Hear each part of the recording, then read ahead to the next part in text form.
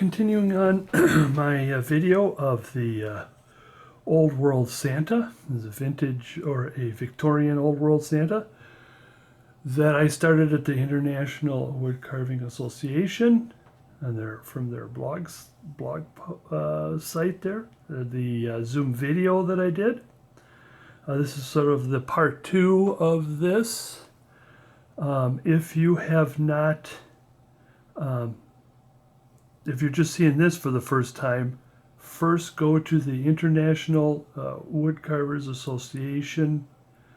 Get on their blog site, and they'll have a link to the YouTube site where I start from scratch, where I did a Zoom presentation. And now this is sort of the finalization of it. I only had about an hour and a half to do this. So I got this done in about an hour and a half. And so I'm going to continue on from here. And one of the things that's kind of difficult when doing a presentation is that, I only had X amount of time and it's all in one string, as it were. Where in a video, I could, shut it off and kind of think a little bit. So being that this is the next day, actually, I had a chance to look this over and to get a better idea or thoughts of what I'm going to do. I'm going to concentrate the most of, let's say, pulling the lumber, of course, is the back and all of that. The face is done. I'm going to have to fix the mustache. The mustache got to be a little punky, as it were. But I am going to fix the mustache. And so let's get started. I've decided to work on the hood a little bit, and here's my first attempt at it, maybe second attempt at it, and seeing the things that I've done wrong and so on. And so I will try to work on this some more. And so what I did was I'm going to bring the hood in a little bit this way. So this is going to go away. This is going to go out and it's come back in. This is going to go away. And then this is going to come in like this, and this is going to go away. And then we get some more hair in there. Same with on the other side. Draw that line there. That's going to go away. Come down a little bit. This is going to get in there a little more, and this is going to go away. Now this means I got more lumber for the holly there. Now work on the holly, and well, let's get started.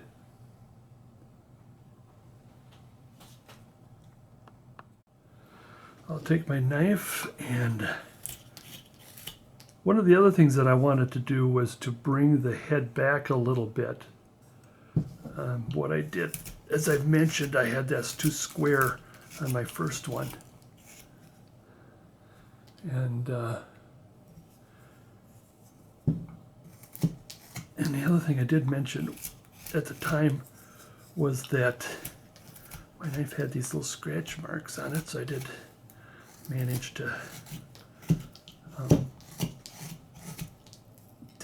to sharpen it a bit. Of course, we're in the process of taking out the saw marks. So I was testing my knife a little bit to make sure that all the little scratch marks were out of there, and that's true. So that's why I wanted to test it with carving this back here.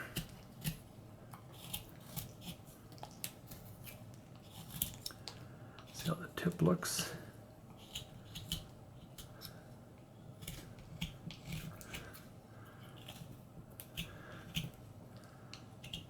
Okay. All right, let's get in here. Like I said, I wanted to cut this back. Careful I don't take out the holly that I just did.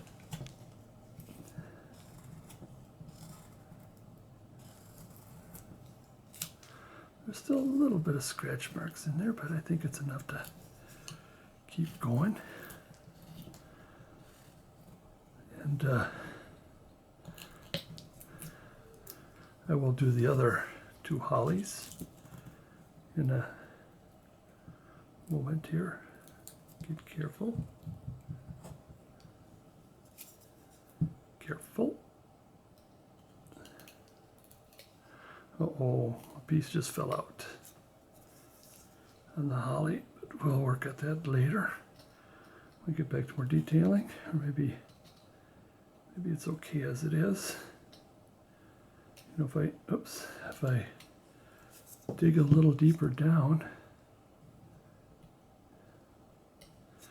That's the other thing on the video, the Zoom meeting there, was that I had to speak a little louder because my computer,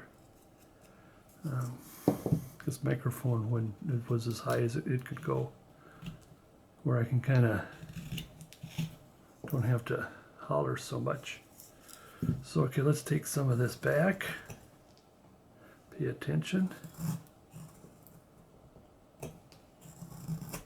Yeah, there's still the scratch marks on there, for heaven's sakes. I'm just going to keep going. Or next time I have a stop, I'll give it some more sharpening. Well, let's just a quick here.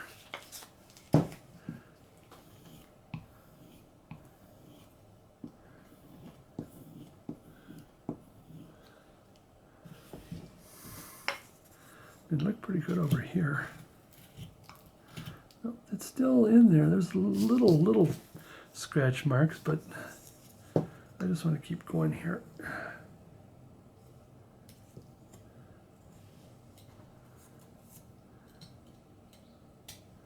Oops. I didn't want to scratch it like that. Scratch it. I'll come back to this when I do the the hollies. But then I want to come in here and with the shoulder.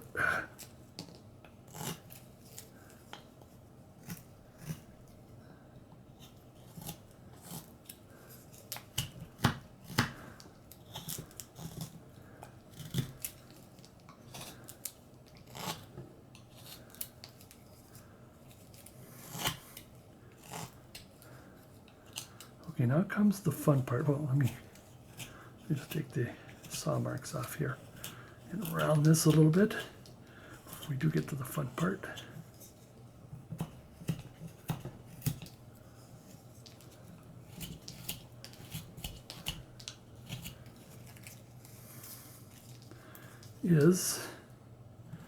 Now I'll start with a knife. And according to my video, I was very choppy with it because, again, I was trying to get as much done as I could in that short time. And you want to take your time, of course, which I did not. That was not afforded to me, but I wanted to. So I was choppy, pretty choppy. Now we can start cleaning that up out of there.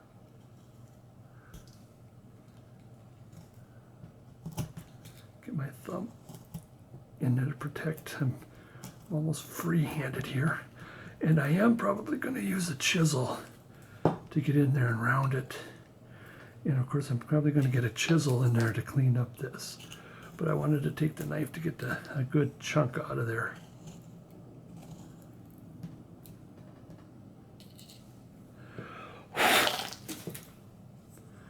There, it's beginning to shape up.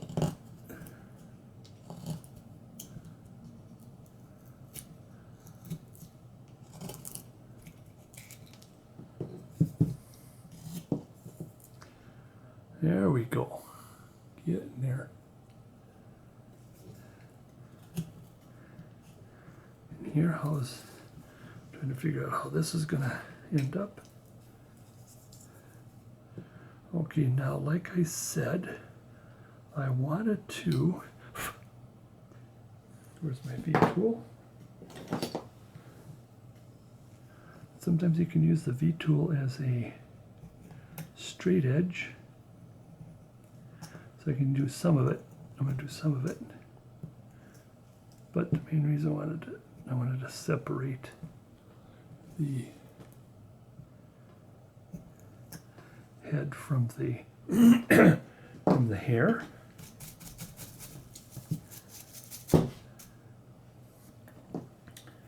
Then let's get a smaller chisel. This is one of my number 9s. Now we're getting more detail, a lot of this scratchy stuff out of here.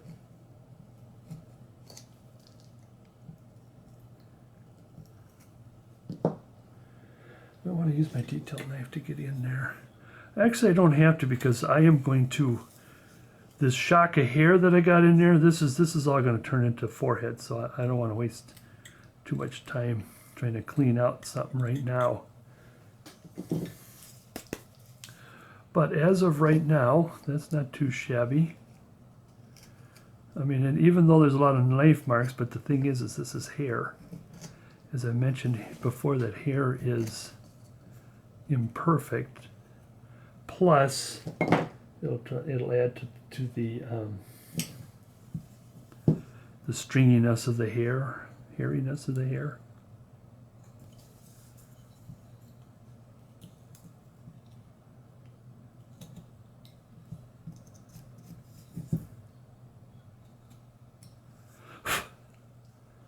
All right.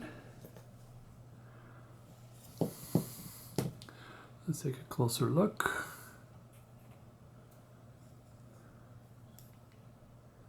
Starting to make its shape.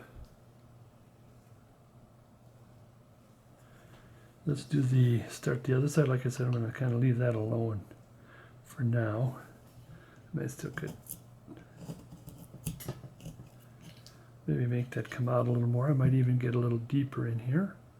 I just want to start the shaping first, get the concept going. Well, the computer says he wants something, I don't know. But moving on.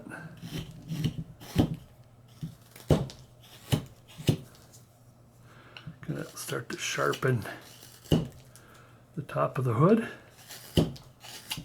And I'm leaving this to later, or whatever, however I want to shape it.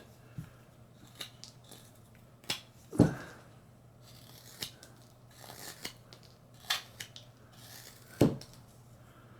right, same with down here.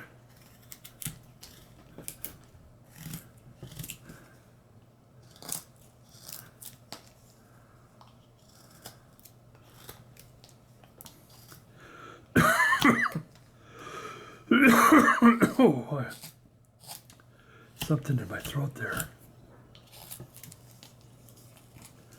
See if I can keep carving without having a raspy voice. It'll go away.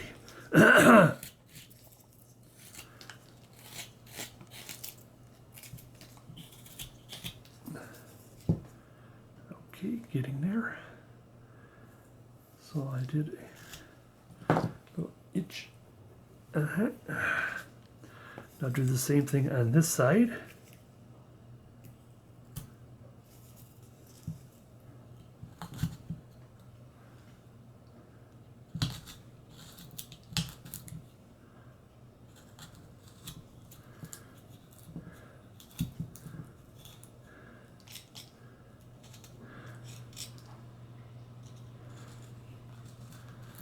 Get in there.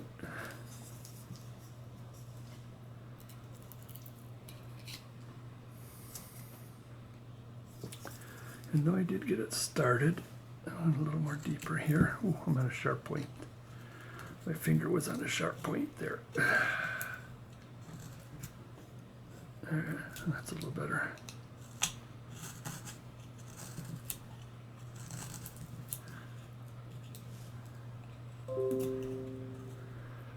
I turn my computer speakers off next time. There we go. Like I said, I'm going to start with the V tool and find that face. Use the flat edge to get rid of some of it.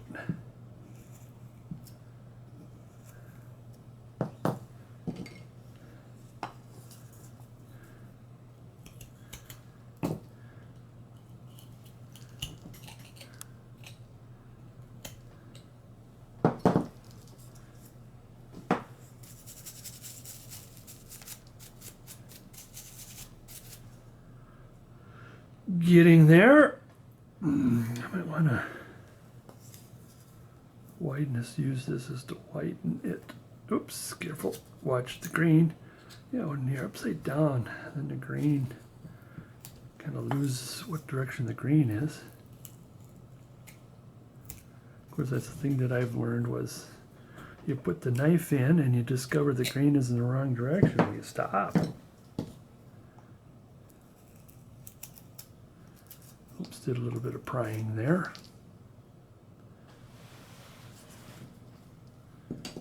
All right, let's get in there and a little bit of cleanup.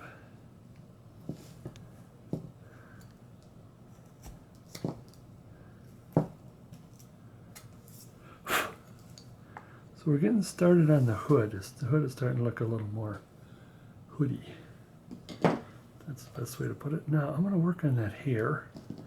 That hair's been bothering me for a while. Oops. See, I kind of penciled it in like this. Kind of that sharp little shock of hair there.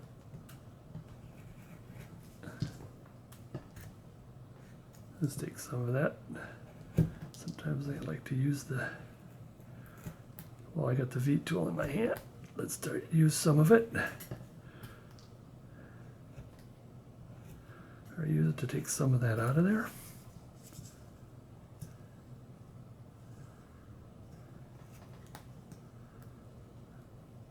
We don't want to cut too deep there because we're going to be cutting this down because of the holly.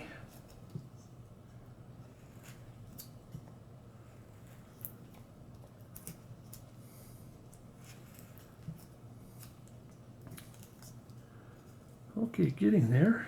Now I want to bring this back, or actually I'm going to bring this more to a point. Careful I don't turn it, break off the tip of my knife.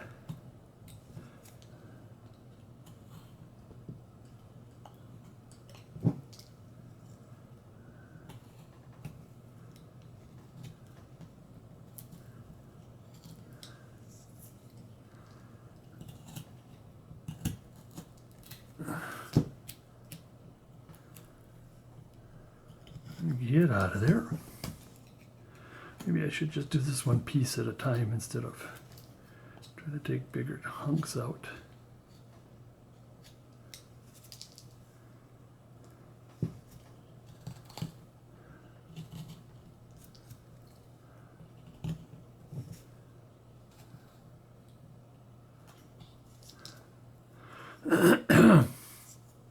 That's the easy part. Now this is going to be the harder part because I'm right-handed, so the right side is going to be more difficult. Oops. Don't take too deep in there.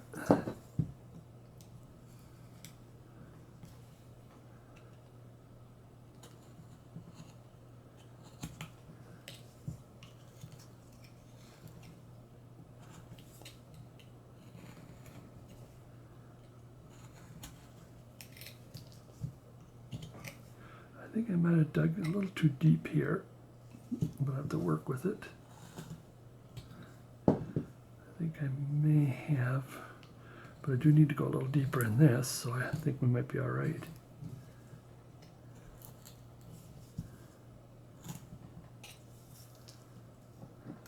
Yeah, I think we'll be all right on that side. Like I said, I'm going to leave that cleaning up and detailing later because I got, like I said, I'm going to be working with that. In fact, I'll probably do that next after I get the hair in. A little deeper in the hair.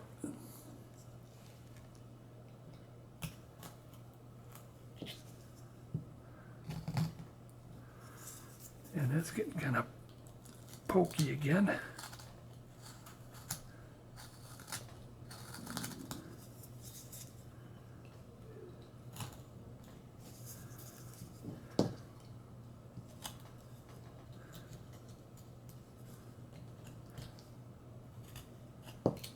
Yeah, it's starting to get a little pokey again here. I gotta clean it up.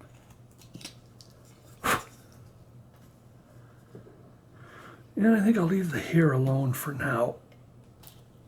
And I'll stop carving it. And like I said, I want to get to that holly because this is kind of two birds with one stone, is finishing the holly and getting the hood finished too. So let's pencil things back in here.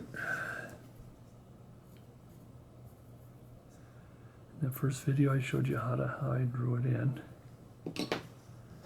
So now like I mentioned before, what we want to do is we want to have the fins up so we can bring that holly up.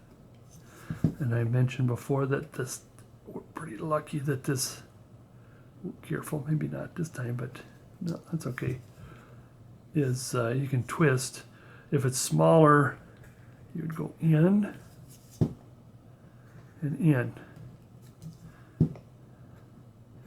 We might end up doing that. Now I'll go this side. No, wrong side, sorry. It's the wrong direction. Wrong direction. I'll go in.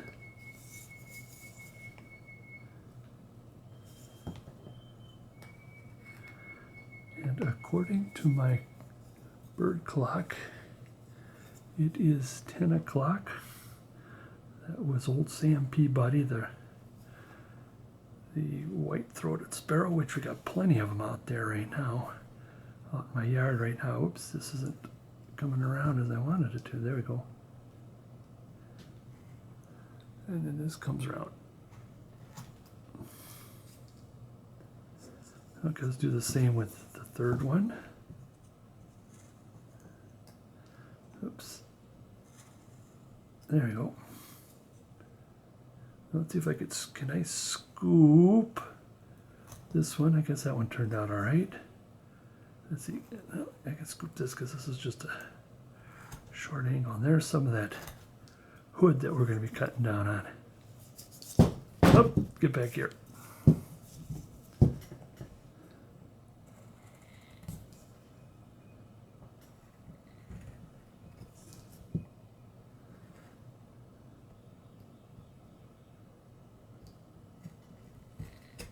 All right, there we go. I'm gonna take the bigger knife this time. Last time I took my detail knife. I'll take the bigger knife this time.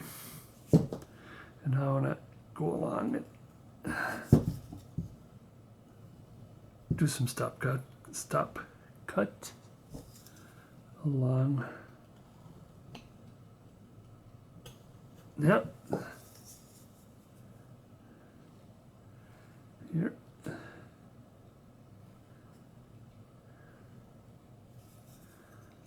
Around.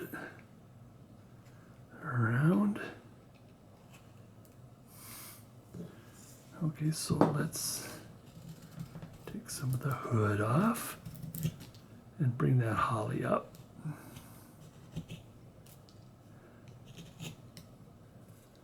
Make sure I still am focused. I hope I got still focused.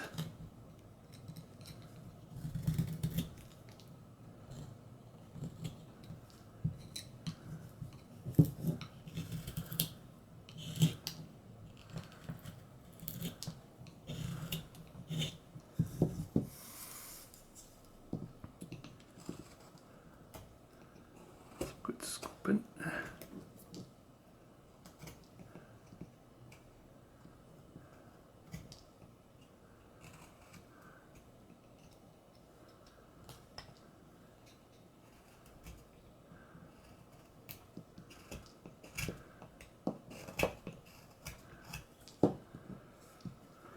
next holly.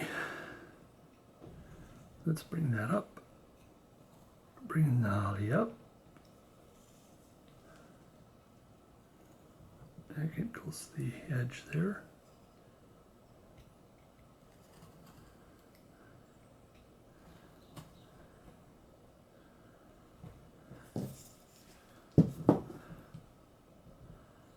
Up.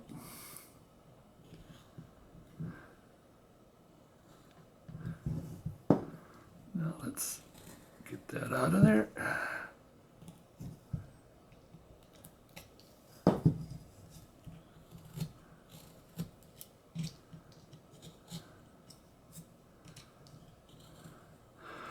Again, the thing I did mention was that I want to have some nice three-dimensionality of this. You'd paint it on, or you could take and you could use your burner. But I like to have it where it comes out, little three-dimensionality here. You know, where it kind of pops out. Now I want to do the hood at the same time here.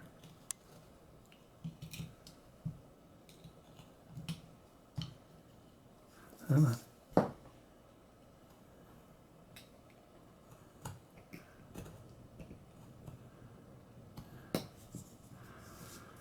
Okay. Maybe some cleaning up may be in order, but there we go. Let's get this going here. Now, the next thing I do is I take little scoops right there.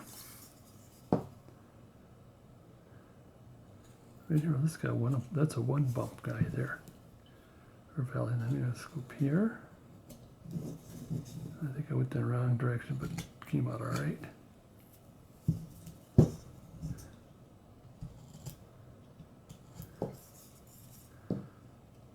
Yeah, so it doesn't look too stiff. Same here, I got scoop, scoop, scoop.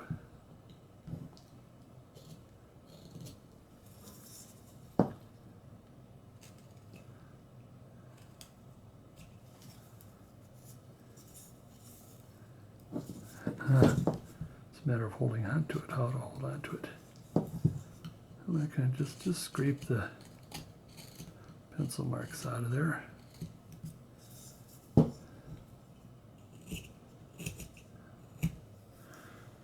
Now I took my V.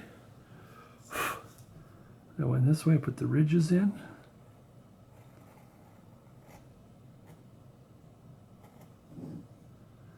Put a little bit this way.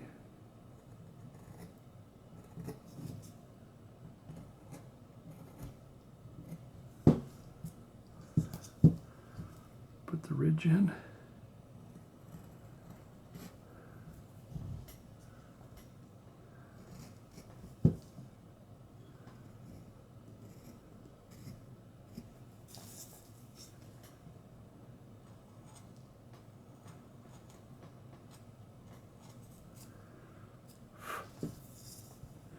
Now, one other thing we might not do when we get into the pickings, I did goof up here, is to get a little bit of undercut. When you get the undercut, it brings that out a little more. So that's what I'm doing here. That's nice.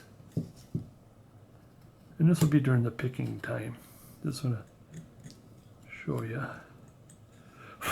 some nice undercut. So you get out of there. Nice undercut.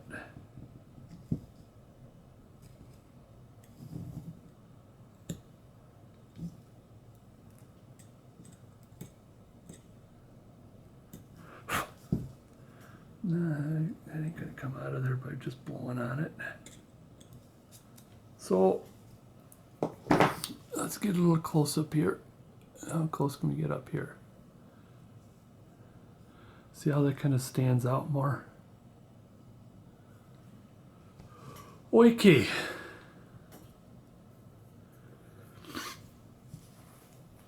Now we're getting, I want to get back to the, well, let's finish that out of the way. Let's kind of finish this, at least come to some kind of a point for now. I want to bring this back. Careful I don't knock off the holly. And I might end up whacking quite a bit off here on this, the tip of the hood here.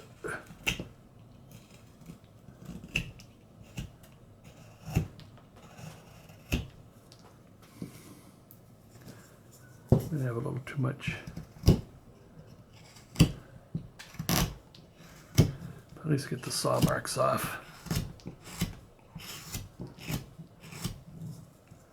And then we put a little twist to it.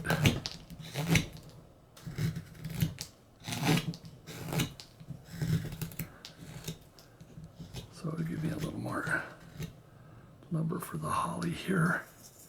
But be careful still. And I'm still scratching. Again, I'll do that when we come to picking here. More detail on that.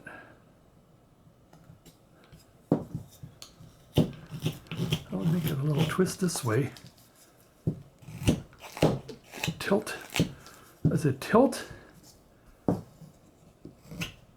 little bit towards down, and yet turn.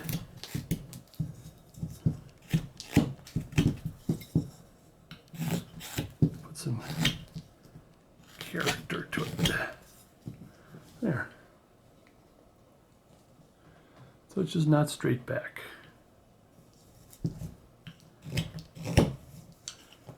Now,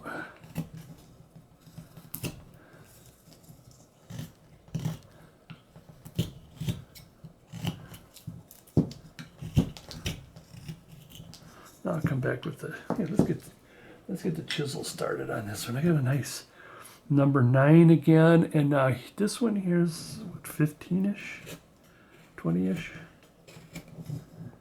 Let's just round it first.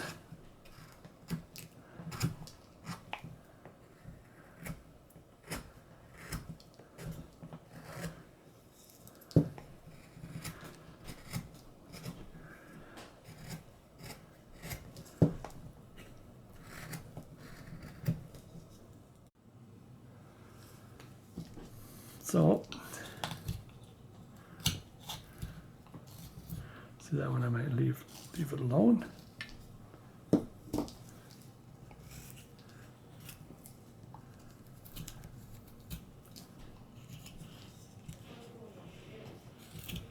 And up.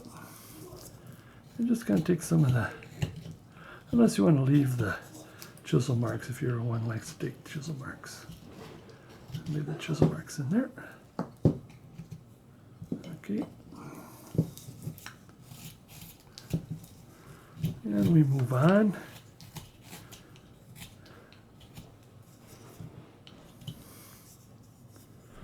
All right, we're going to move on. I am going to get into that mustache. It's really bothering me, that blasted mustache.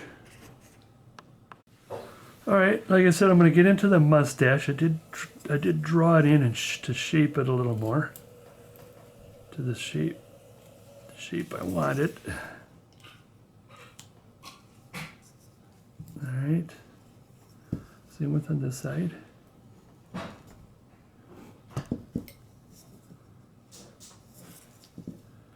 Ooh, that might be difficult to get in there with the hood. Well, at least if I get that going there.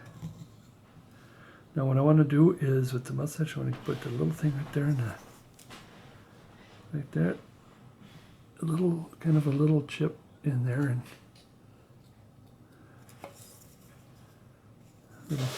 bring this around.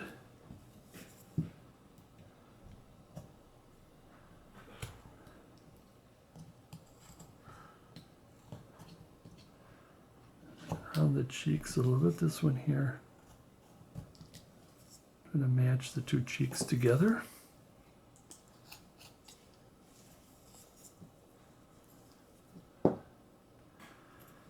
And pencil again.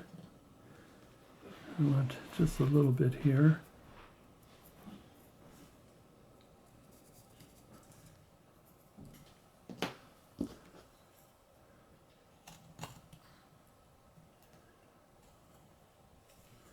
Like that.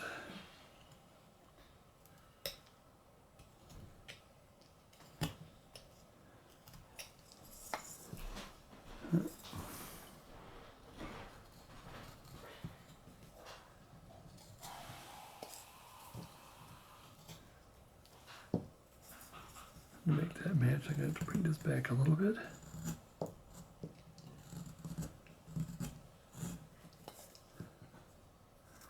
There, we're getting. This comes to an end here. Take the pencil marks out. Now we're getting somewhere. This is still a little sharp. And this one to bring back. It's not as sharp, but I want to bring it back. Now we're getting there. And here, here, and I want to fix that mouth too. That mouth got to be a little too big.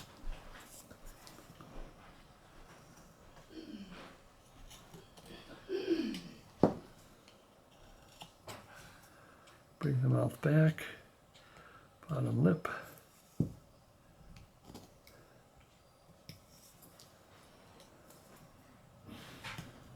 And a little up, and a little up, so it's more rounded.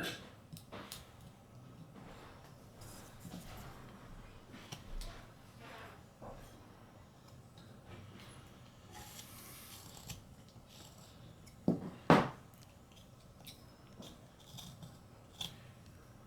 the beard up a bit.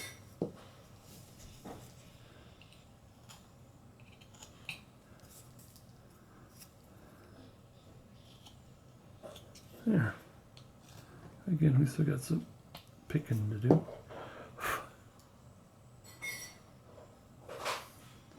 I feel a little better with the mustache. I'll put the fur in. Maybe I'll put it back here. There. Now where's my V again? Right here, and what I'm going to do is, like I did with the mustache, or the beard, mustache, we want to twist it, so you can take away that mechanical look.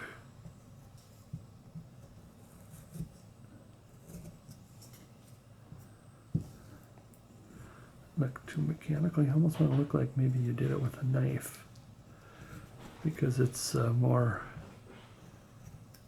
scraggly that way.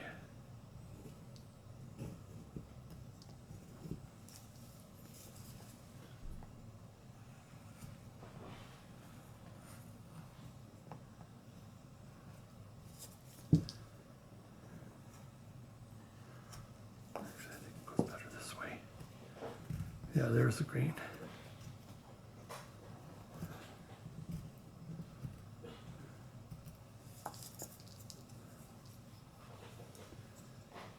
And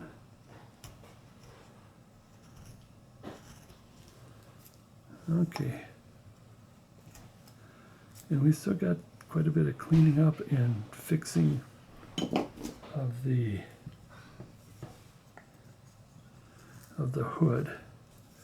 I want to leave the hood for now though, and get into other things here that need to be looked at. I did do, let's bring since I cut into that, I'll have to bring this back a little bit. And while we're talking about hair and beard, let's kind of work on this a little bit, put just of a twist in there.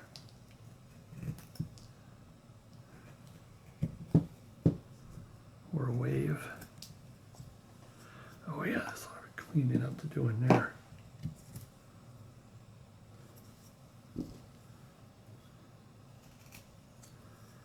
All right. I want to bring this up to make sure we separate the beard from the rest of the hair.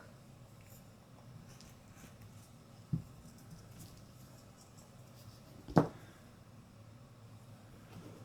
we're going to do I might work on the eyebrow a little bit. I don't want to do the eyebrows. We have to work with the eyebrow bone a little bit there. All right.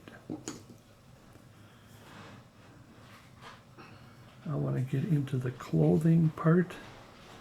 I'm still debating on whether to have this. What I did say is make this into a hood and make this two different colors. I'm kind of debating about that, but there's others that did have, I've seen other pictures that there's kind of more like a fur coming down, and I kind of like that better.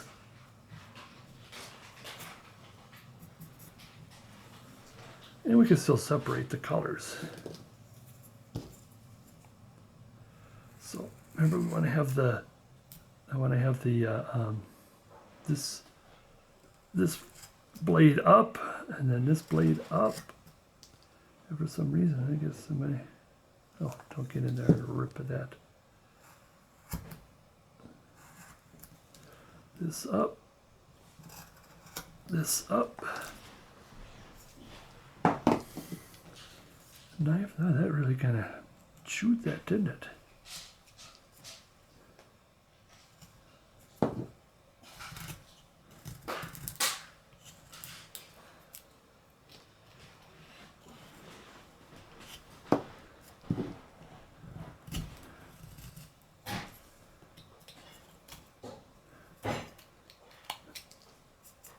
There we go.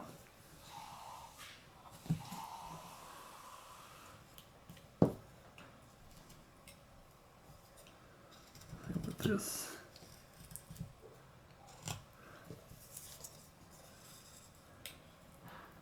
With this.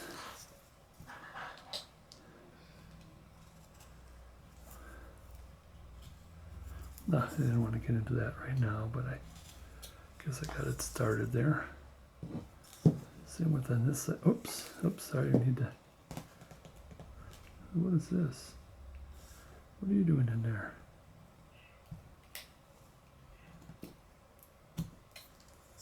So this.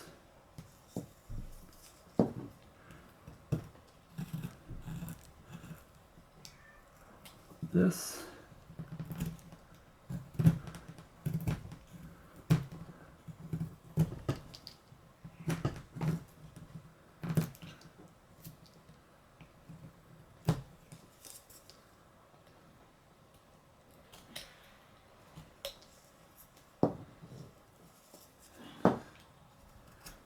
Up here.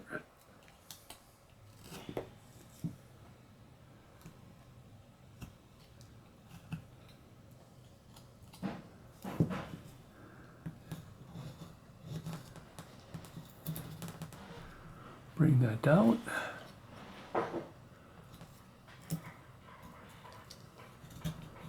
And we're going to kind of round this just a little bit because we didn't want to have a square body.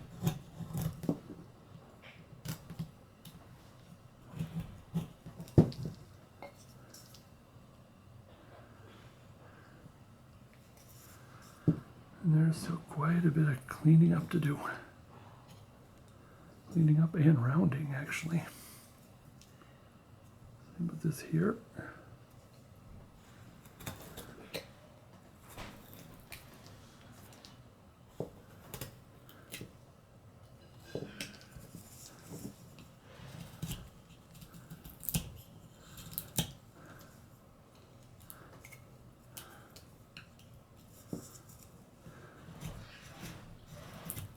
Okay.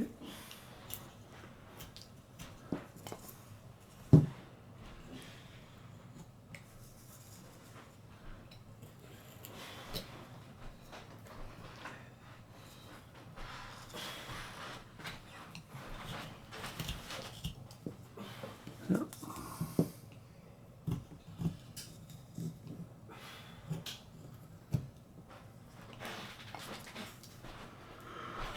Okay.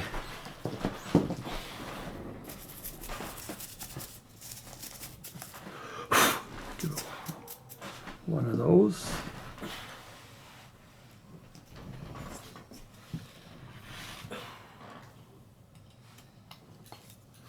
Now what I want to do is I want to bring this deeper in. This is sort of the inner shirt, and that's going to be a belt buckle there.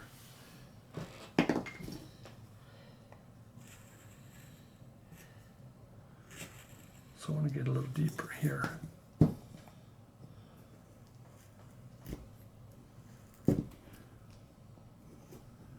Using the blade of my chisel.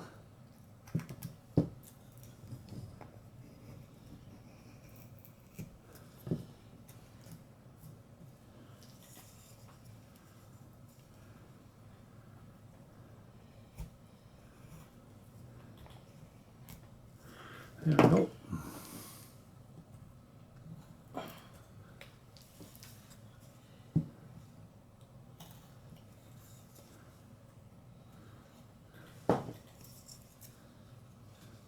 Get a little deeper in there.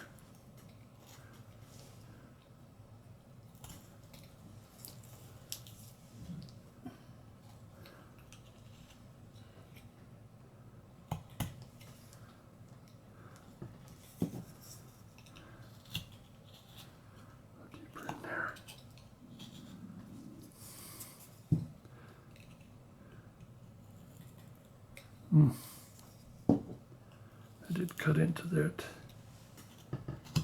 to the trim there. I did get a little too cut off some of that trim. I'll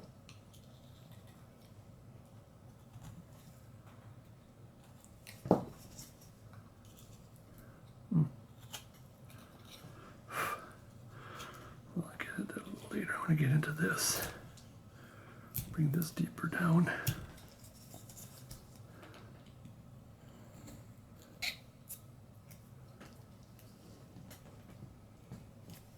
And as I am bringing this in, I'm going to do a nice undercut. Get out of there. And again, I'll clean that up later, but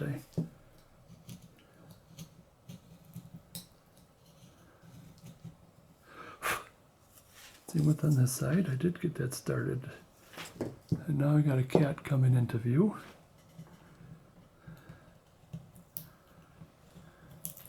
Who's going to start distracting. I did not put downstairs.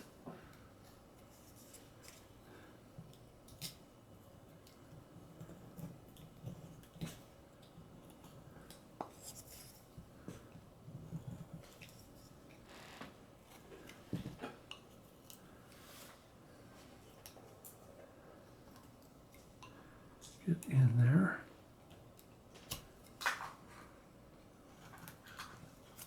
All right.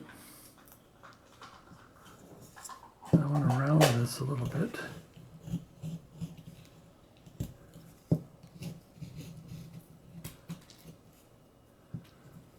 Yep.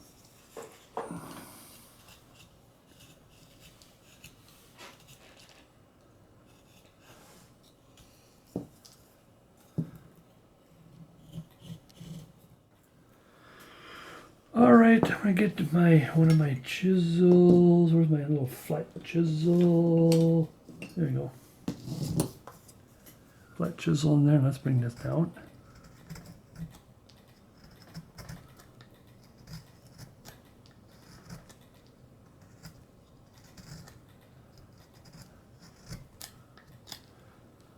And then now I do want to put in the like it's a shirt. It's going to have buttons.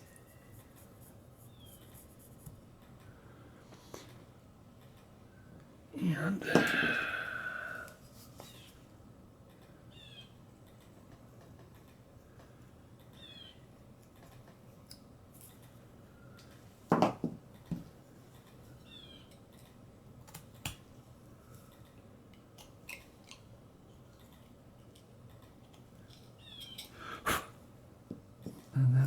to put in.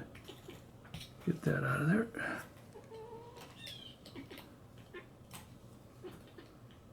Now the cat sees a bird and sees the blue jay out there making the cat sounds. I keep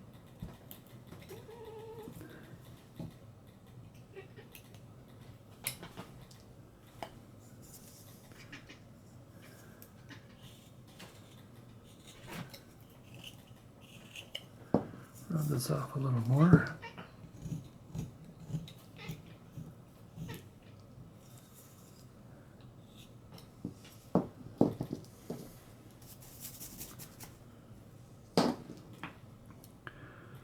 Okay, let's get to the belt that I had started or laid the foundations for. So,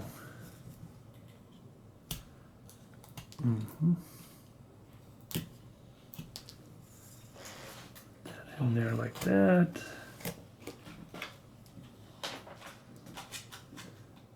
Okay, got it started.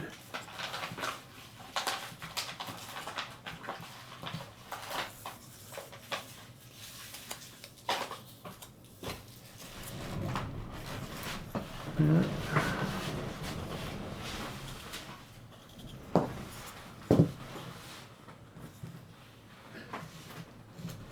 All right.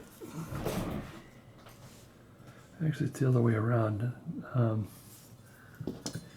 This needs to go in because the belt is kind of holding it together here. In. Now, more than likely in those days, they could have had suspenders instead of belts that's holding. Well, the belt is to hold the shirt in or the coat in, not to keep the pants up in those days.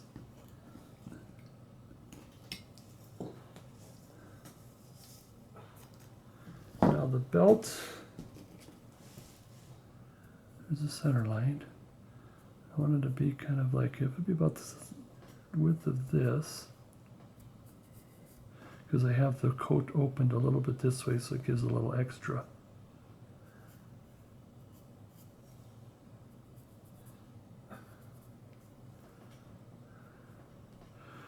Or being a bigger belt, what we could do is this instead. And then right here is going to be where the, whoops, right here is where the big belt is. It's going to go down. So, let's start shaping again.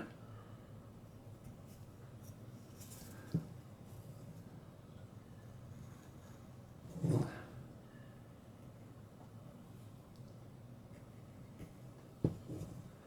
going to use the chisel to just start taking some of that out of there. Now we got nosy cat is in the view again, but I just want to keep going here.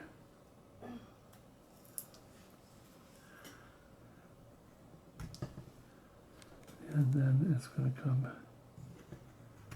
open like that. I'll take the knife to it, but here's the thing is, you got this.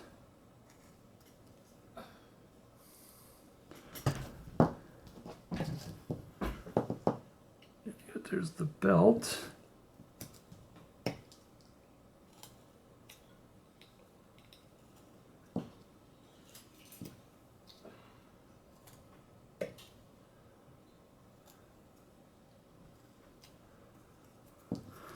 But I still need to get this out of here.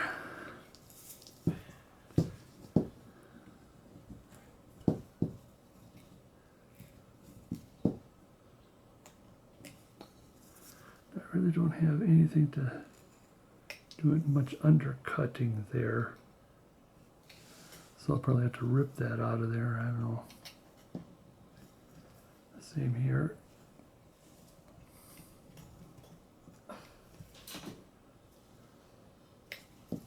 Now we can undercut here, or flat cut here.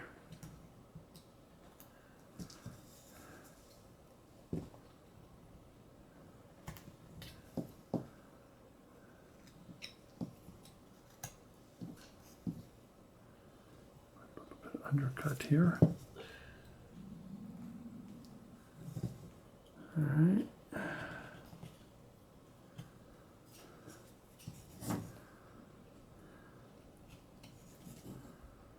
We got, oh, I got one of my little micro chisels here. My micro chisel, get that out of there, hopefully. And kind of straighten this out a little bit.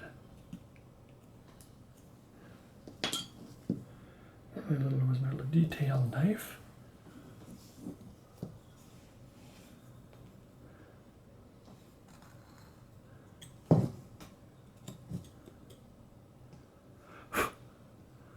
All right, I'm gonna kind of leave it at that. This, I did notice that I might have to lower the belt a little bit because I did lower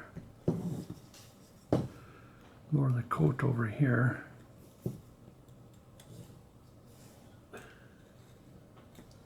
So let's give it another twist.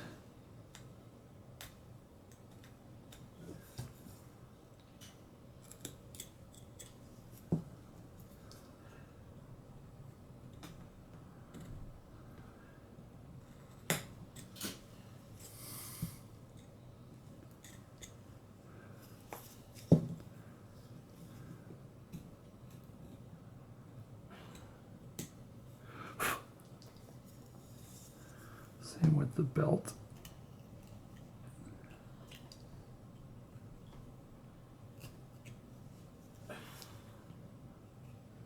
Clean that a little. Clean that down just a little bit.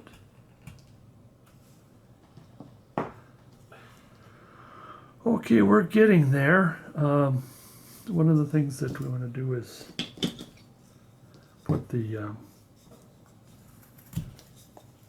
now we're working on the base here.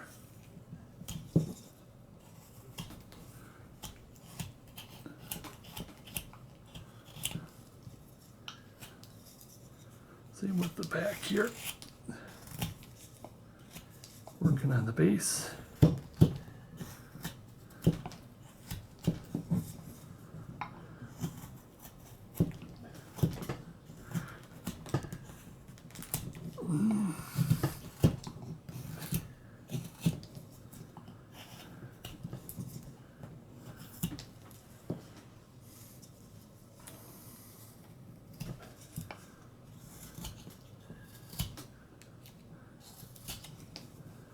Bring this up quite a bit here.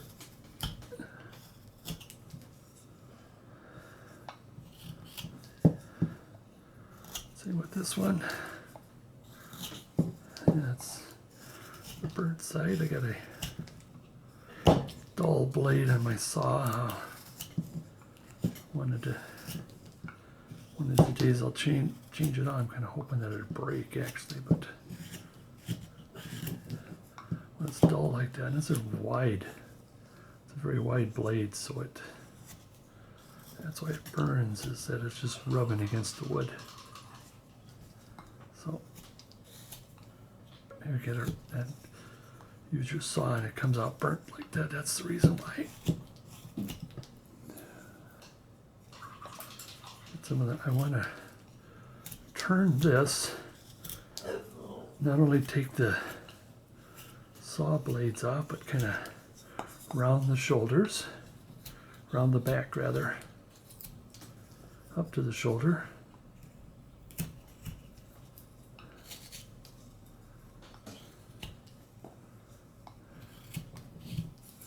Now this could be flat. This doesn't really have to be round. You can probably put about barely a 5-degree turn to it, but usually it's pretty flat. And what you're going to do is you're not going to, when you paint, you're not going to paint on the base. Leave that as wood, or regular wood, unpainted wood, natural wood.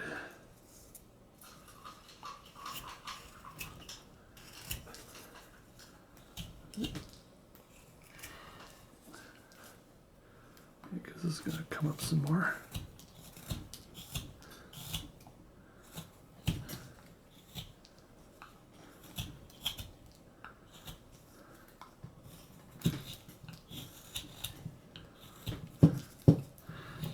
more smoothed out better.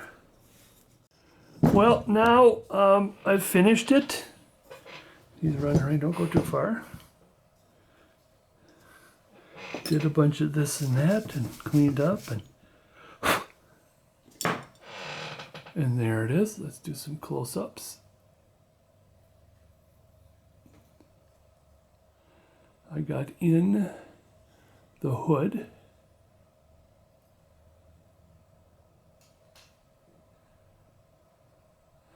Now, yeah, it's about as clean as I can get. I think paint will help cover any bad things there, but what I did is I put some dents in the tops here. I mean, you could use your a small number 9 and put some dents in, but I just wanted to do that. Just take the knife to it. And here is where the shoulder will start and end and come like here. So you can paint down here, but you don't paint this. I might take a little more off of there. Other than that, we are done. And out of there. But there's all these little odds and ends of trying to get it done. But there you are. What a difference in transition from the original. I think the eyes were, no, I did do the eyes. I did carve the eyes in this one.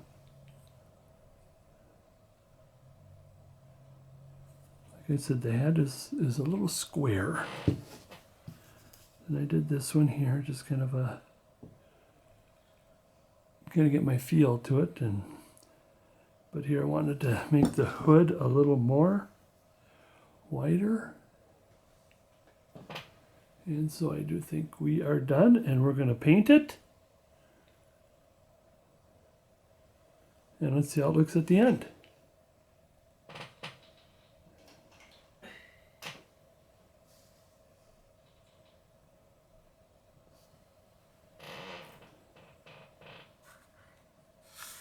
I'm outside giving these a little spray. It's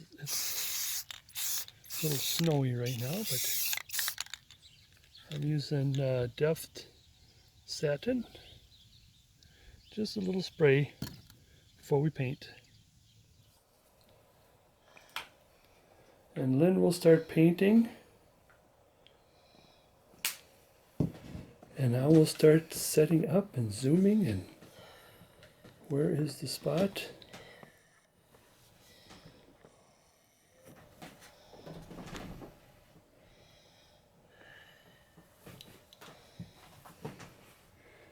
And you're starting with flesh.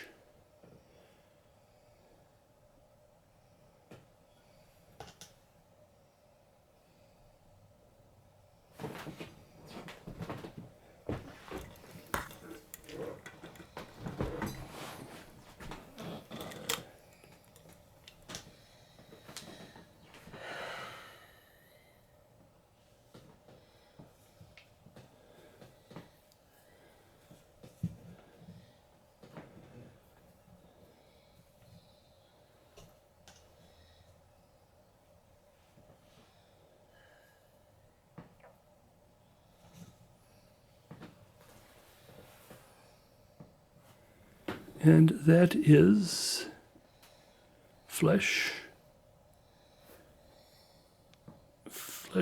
color.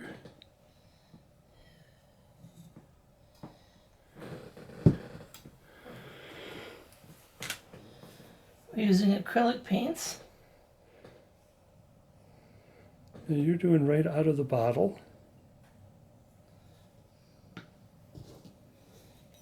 And doing a little picking here and a picking and a grit in here.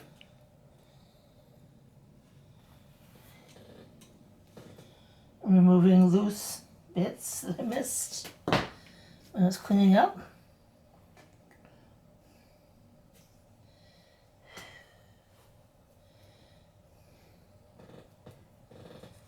And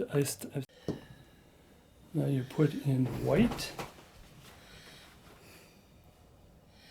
I'm using a very fine brush to paint the whites of the eyes.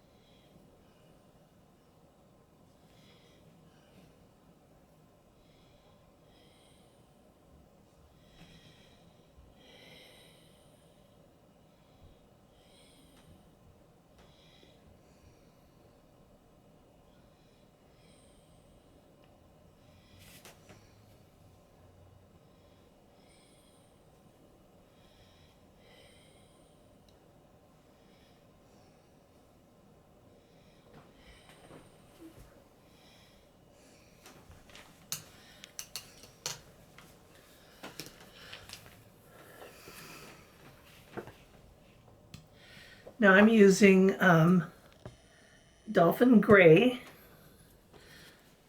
I'm going to water that down to undercoat the beard. This will give the beard depth.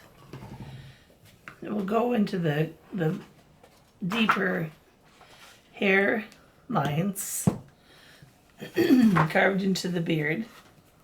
Oops, I got too much water in there. So you're doing that while you're letting the white Dry. of the eyes dry. Two birds with one stone.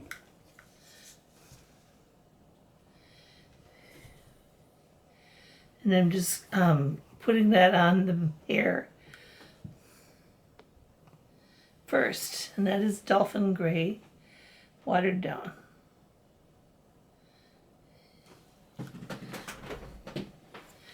Can they see okay? Yep. Can you see? Yep.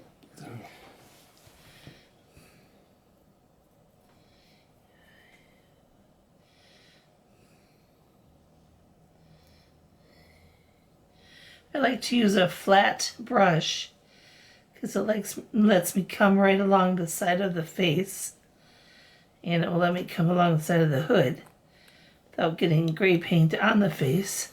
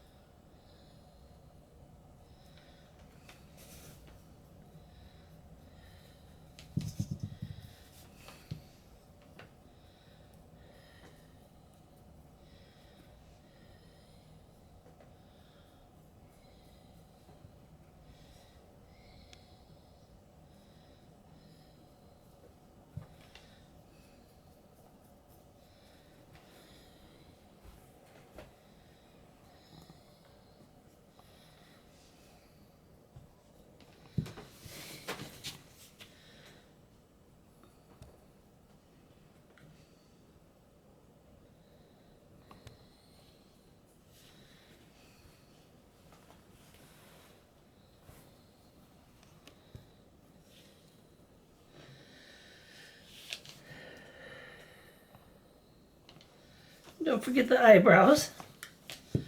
I also paint the eyebrows with the gray.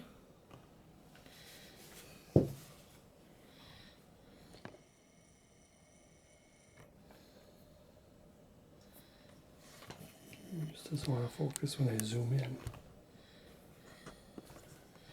Kind of look to see if we got the eyebrows even.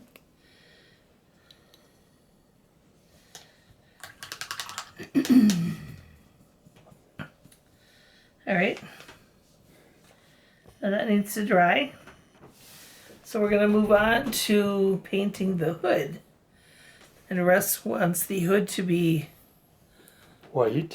vanilla or, What do you got? Vanilla's good, sure. okay, Sort of an antique white or something. Off-white. Off-white. Or you can, what? if that was tantium white or pure white or whatever it is, you still, I mean, I'm still going to, put the shellac on it. So you're doing that right out of the bottle. I'm mixing with water each time. Oh, a little bit of water. Yeah. So instead of putting water in the little cup, you're just taking water. Yeah. I'm mixing water each time I So the texture, dip it into the paint. I'm So taking like- some water. like the baby bear would say, it's just right. That's right.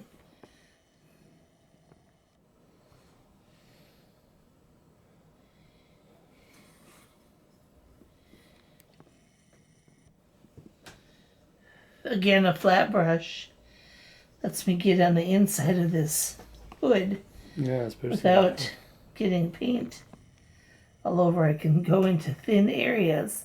I like the wedge shaped flat brush. Can you see that? Yeah, where is it? Just hold it and I'll go to it. There it is.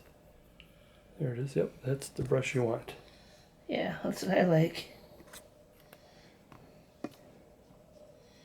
We go through a lot of brushes because painting wood carvings is hard on the brushes.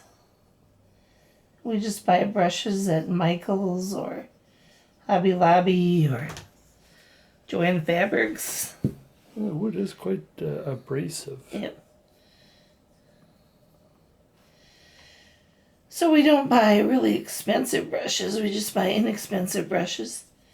And we've tried both. I've tried more expensive brushes and cheap brushes, and they both work.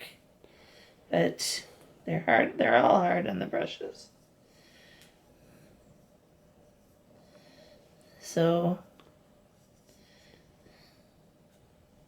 And we do have, we do buy the cheap paint because, when it's done, it, again, when I put the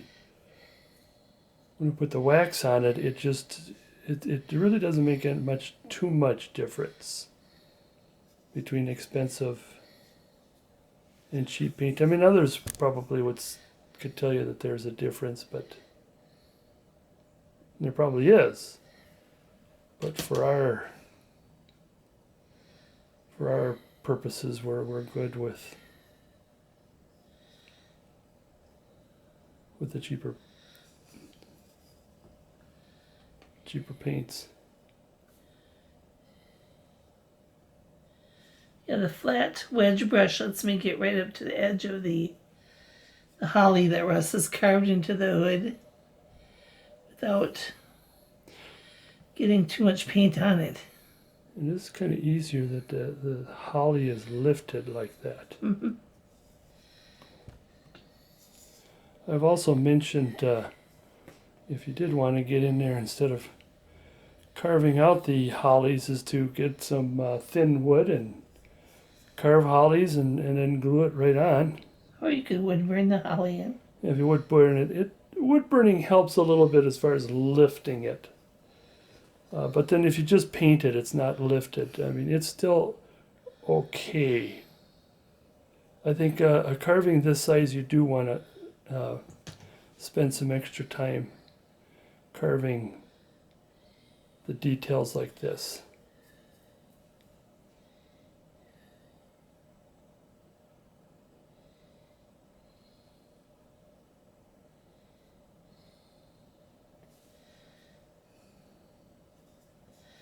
So we're not painting the base. We're just painting down to. Yeah, about there. We're going to leave this part natural. You can come down just a little bit. See that flat kind of triangle? Right there. Keep coming down just a little. No, I got a point. Like this right here. No, you're right. Yeah, you're right. At this angle, it kind of. No, you were right. This angle looked kind of funny. So it's not. Yes, I'm always right. Yeah. We'll discuss that later.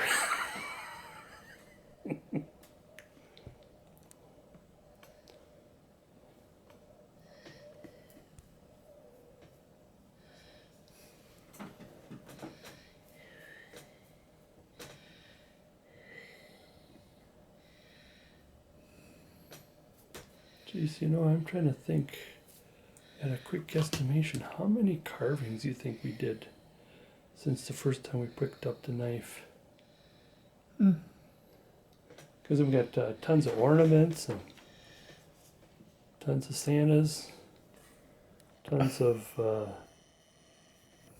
other experiments. Well, so far we've made 100 Santas this year alone. Or More than 100. yeah, it'd be 100 this. Yeah, it would be. It would be more than 100 because We're this is making October. 10. Our goal is to make 10 Santas a month for the year 2020. And This is October. whose So we've whose already idea was that? made at least 100 Santas, if not more than that. Because we had a few extra. Well, you made extra things too. Yeah, along the way, yeah. Yeah. Dollars and Halloween. Gnomes. Yeah, even like this year, Yep. it's kind of hard for me to man the camera and try to calculate at the same time. Oh my goodness. So if we were to come about 150, because we got ornaments too, so you can say about 200-ish a year, but then that would be now like somewhat recent, because like 21 years, 1999, we probably did, well, we still did about probably 50-ish, 30-ish to 50-ish. So let's go 200 times at least 15, so that would be 3,000. I'd almost go about at least 4,000 carvings.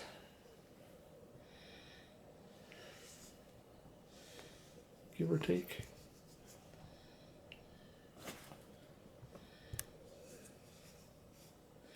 I'm going to come down here a little bit more. There.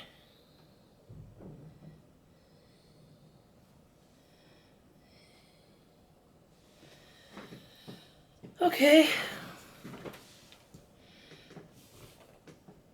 So we've got the hood painted cream color and off-white.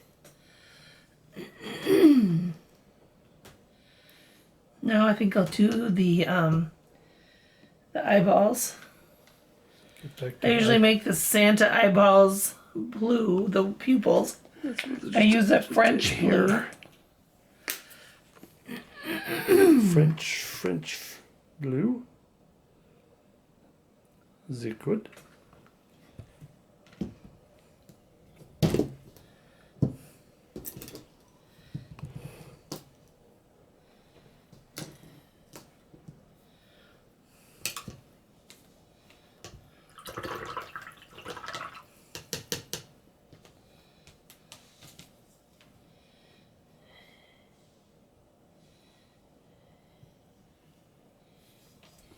Do you see what I'm doing?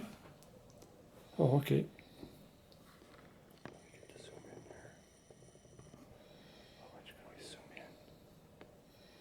The Santa is going to be looking straight ahead. So I'm just making the eyeball in the center. I guess that's the best I can do is right there. Coming down from the top. Can you see that? Yep.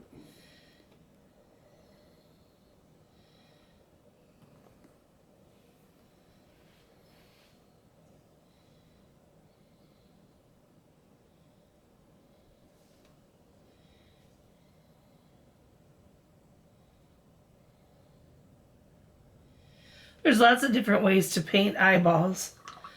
Many people have their own technique. Some people paint like a navy blue dot first. Then they paint the lighter blue dot on top of the navy blue dot and leave just a small amount of the navy blue showing around the edge. Because if you look at your own eye in the mirror, you'll see that the edge is darker. So some people do that. Some people try and go in after they've painted the lighter blue and they try and make a really fine line around the edge. I don't do that. Can you see? Yep. Now that I zoomed in, I can bring the light over a little bit. There we go. I look to see if the eyeballs look even between the two eyes. Because I want them to be fairly even. And okay, then that has to dry. So now I'll go on to something else. I'll do some dry brushing on the gray beard now, and I use the off-white. Light over a little bit there. Oops. I take some off-white on my brush and I wipe it out, mostly wipe it out, and I do some dry brushing on top of the gray with the off-white. So, or cream color, whatever you have.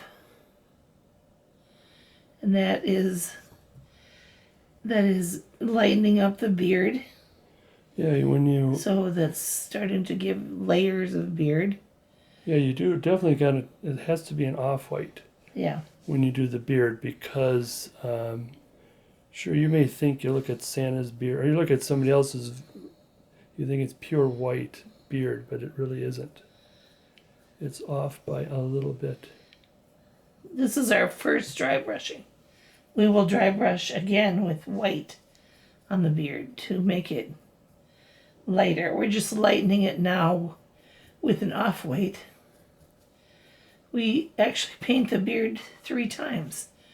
We paint it with the gray first, the watered down gray, and then we paint it with the cream dry brush, and then finally we will dry brush with white on top of the cream to give it more depth of color. That's what we want. That's why we have layers of paint.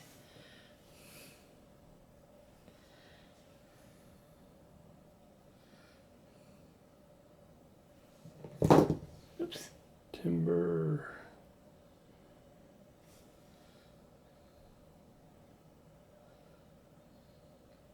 Yeah, this is a lot better than, I mean, in our old days, we used to just sand our beards, we just paint it white and call it good.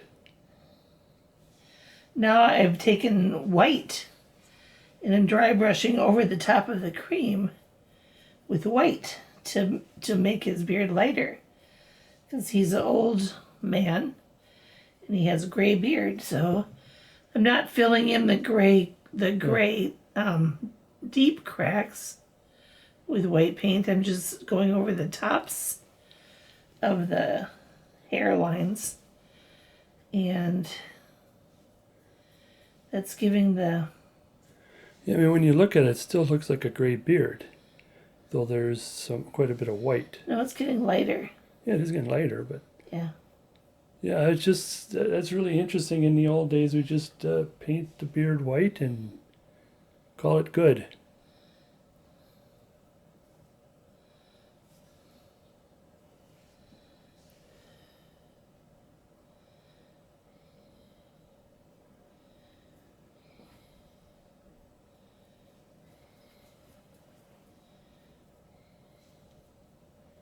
Oops, I found another loose piece of wood here.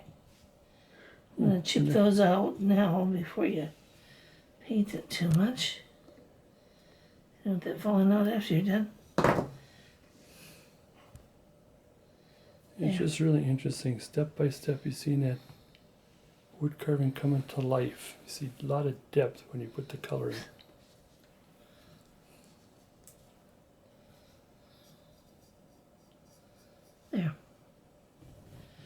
You see that? Yep. I'm still waiting for the blue to dry. I can see that it's still wet. So I think I'm going to go ahead and start painting the holly. Yeah, that's it. We're using holly green. It is holly green. Oops. Shouldn't use my mouth.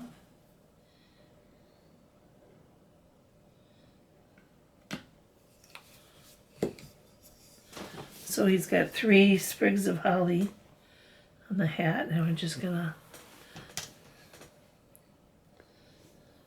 paint that in with green.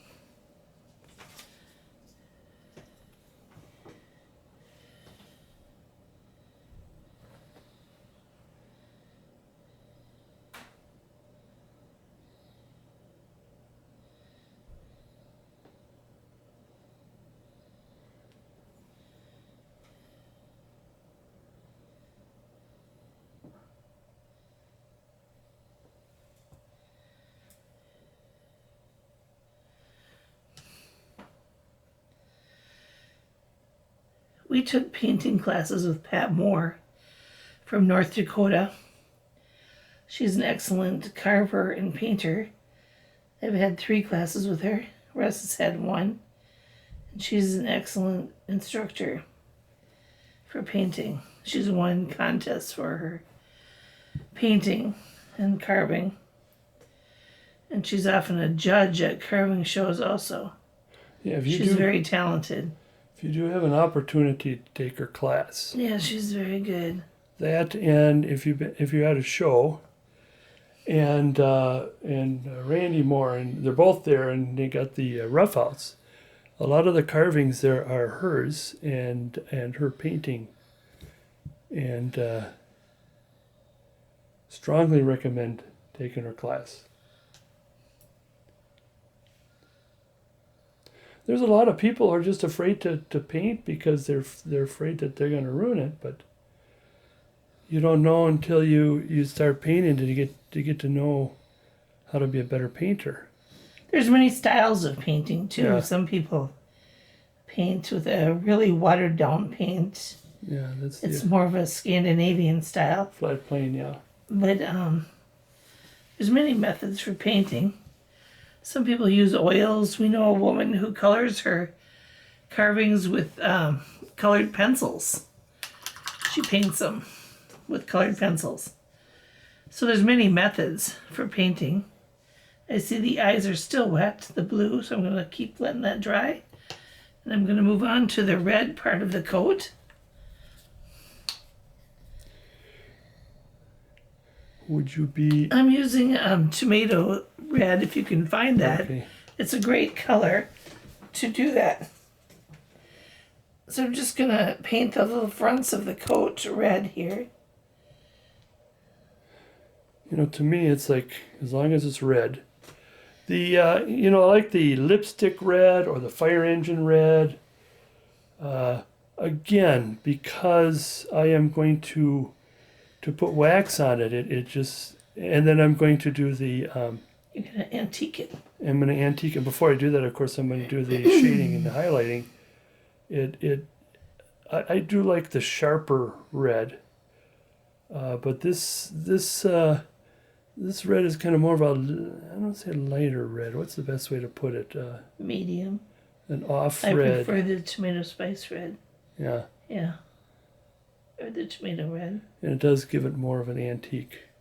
Now we know somebody who would actually use burnt sienna as red to show the deep antiqueness.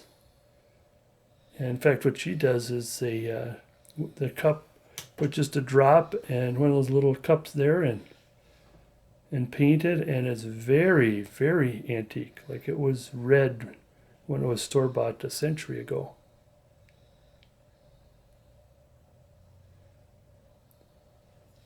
I did get some paint on this part that we're leaving unpainted. We'll have to take a piece of sandpaper Oh no, I could to take a knife that to it. and or the knife and Yeah. clean that up because he's just going to leave that part unpainted. Mm-hmm. It'll just have some stain on it, but he'll have to clean that up. Mm-hmm. So yeah, that's nothing to be afraid of either. Don't panic about that.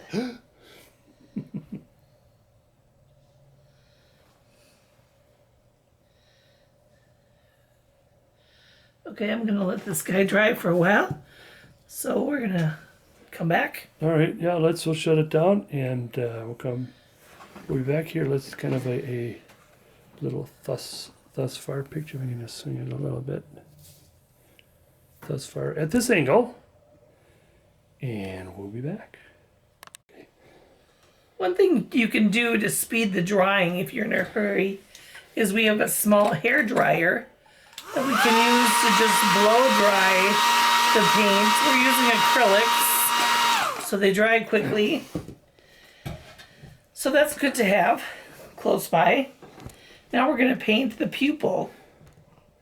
Again, I'm using the very fine brush. I'm using black paint straight out of the bottle. And what I do is I take a drop of paint, start right in the middle, and make sure the brush is loaded with paint. And I just start painting that pupil. I start in the middle of the eye, and I go up from there. And I do that on both sides. Middle of the eye, and I start up from there. I go up to under the eye line. And then I take this fine line brush. This time I don't want it fully loaded. I want it to be slightly less loaded. What I'm going to do is make a fine line right under the eye line. It's like the lash line that gives shadow to the eye. And then I just paint a really fine line in there.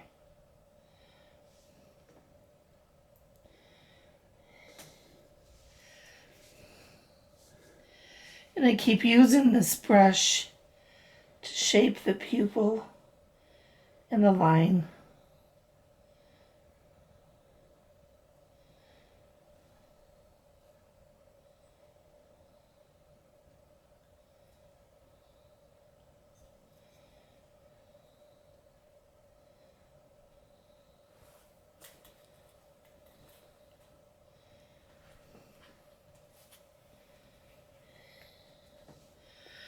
Again, the wood is rough, so sometimes you need to rinse out the brush and kind of shape it back into the fine point. Plus, it depends on if Russ made clean cuts or not. When he was carving the eye, they might be rougher than, some are rougher than others. That's where you need a very sharp tip and very good wood. I've done eyes that it's I don't want to say how do you say rotten in such a way that it's like carving a dry sponge. And when you cut, it has that kind of a spongy feel. I'm sure all you guys have had a piece of wood like that and tried to carve. This is, as a matter of fact, that's pretty lucky with this wood. With just a little bit, so I can bring that in there like this.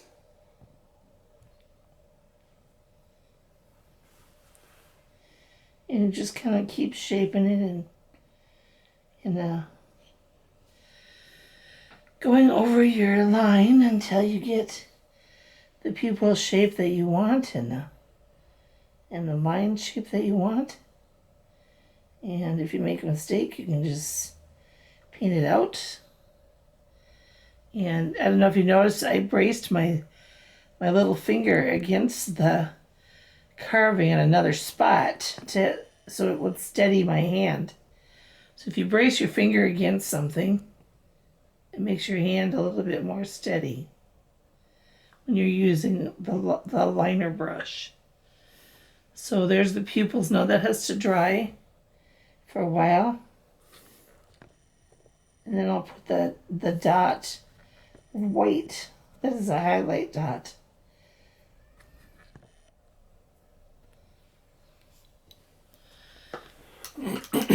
So while that's drying, Yeah, I'll bring it go up to on the to camera. something else. This is your Just wait, done. I'm not done yet. Need to make a point.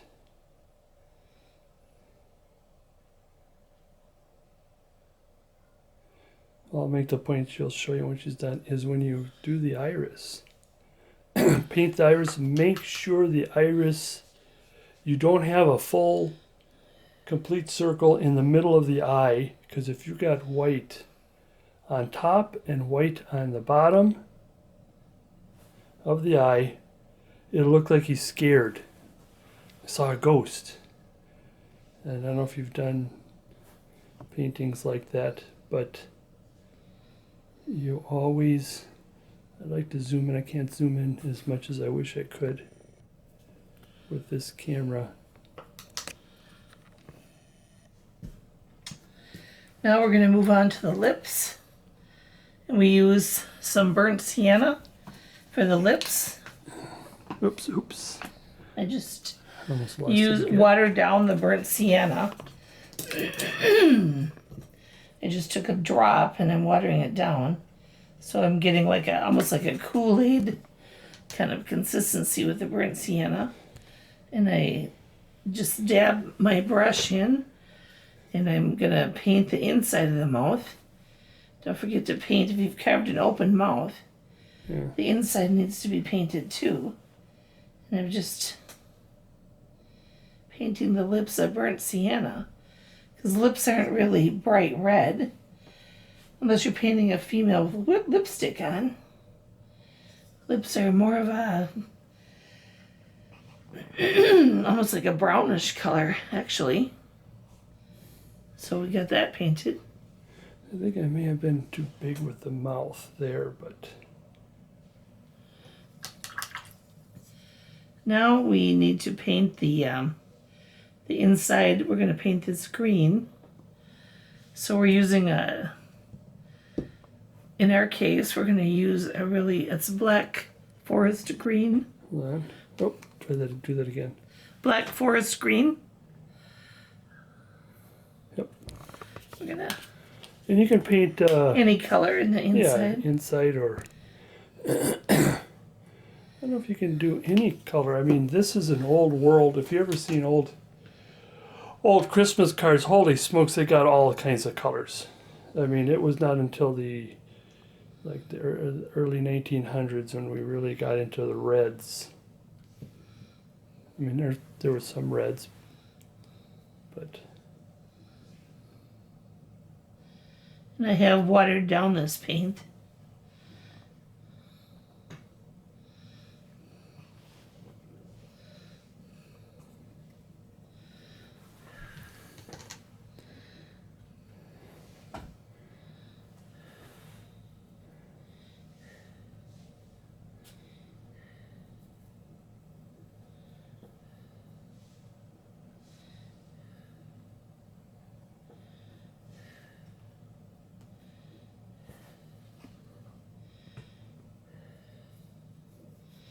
Again, that flat brush allows me to go under the fir trim to paint underneath there.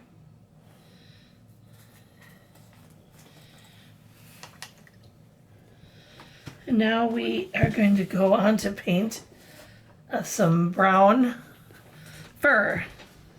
Instead of white fur, we're going to paint brown fur. what kind of brown are we using?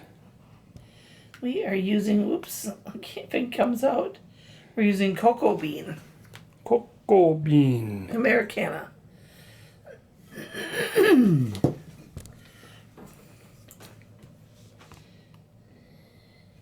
Now, even though I was saying that this is a vintage Santa, a Victorian Santa, you can use any colors, but we've had what about the more modern Santas and use all kinds of colors too.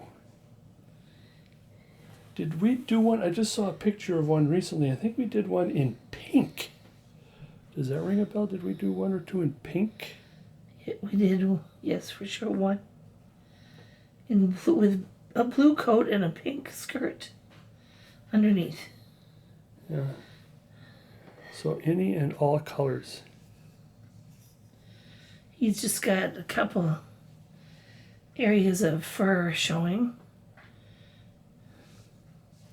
Now, if you wanted to do an African American type of Santa Claus, the paint I use is you mix your burnt sienna with burnt umber, and with the possibility of iron, maybe iron red, and it really comes out nice. But you can even come burnt umber is itself may be acceptable, but I'd like to have a little bit extra, put some more depth into the color.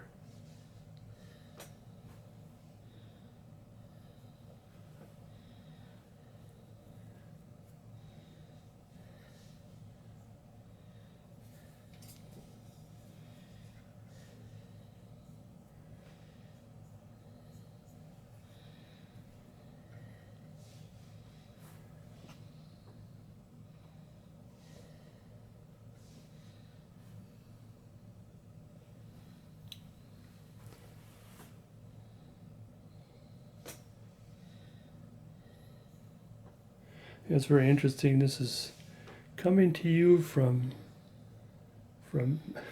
Minnesota, and it's only, is it 5-6 days before Halloween, and the snow is coming down like it's Christmas itself. Got the early snow this year. Da, da, da, da, da, da, da, da. Okay, I'll stop.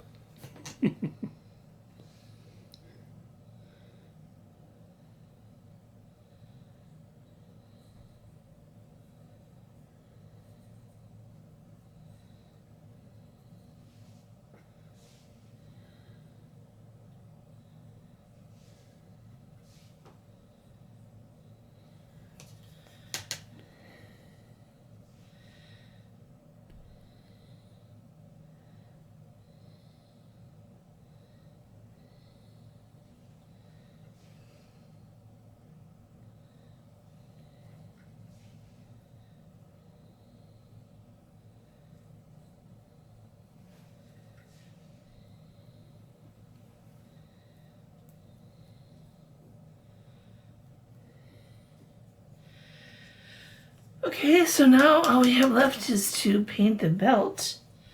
We're gonna give him a black belt. Only a small amount of the belt is showing here. So we're gonna give him a black belt. And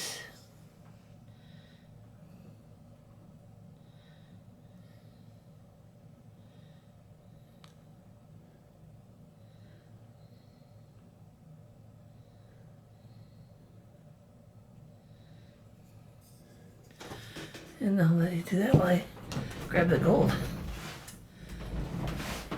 Take a thus far picture.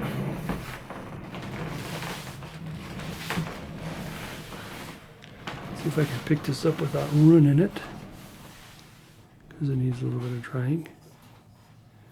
And swing it over a little bit by the light. I can experiment with my focusing here. I wish I could.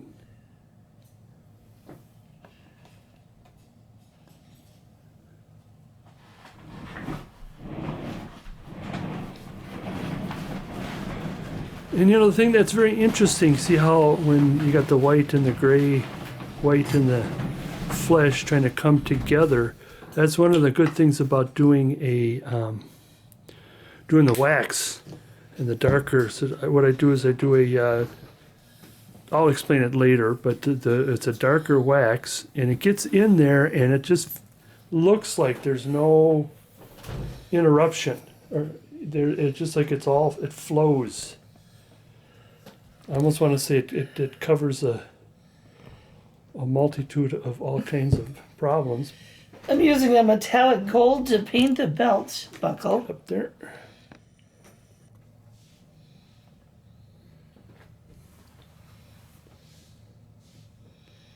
You could use brass or shiny penny. That'd give it a copper look.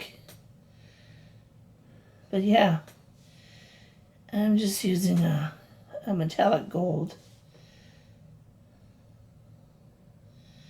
Because, yeah, Santa should have a gold belt buckle.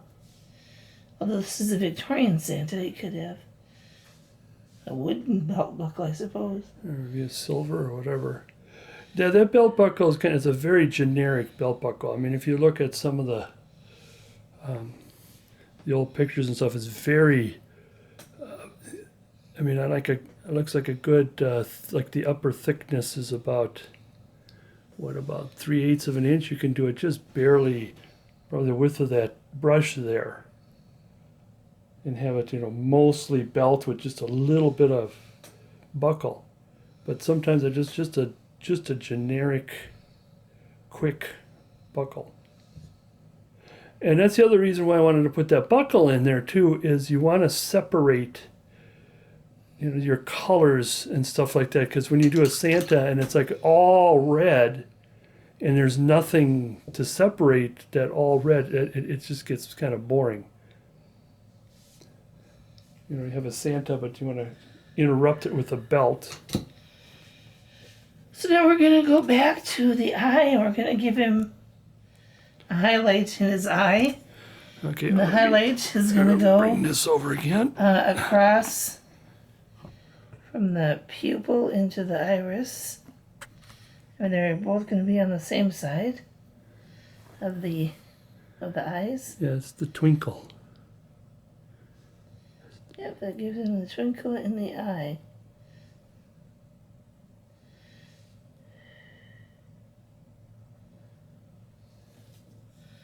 There. Where's there? Oh, there's there. Oh, I see I have a little bit of black on the white iris there.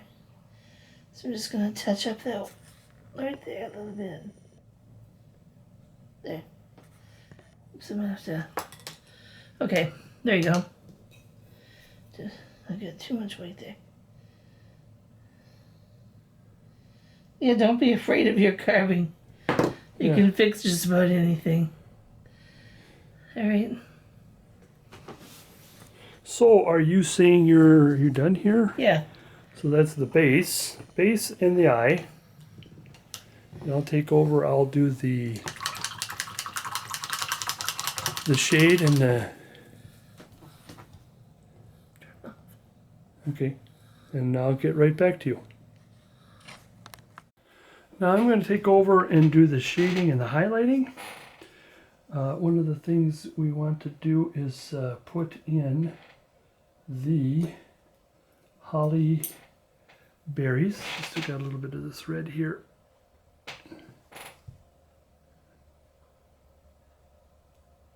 This is like right out of the bottle.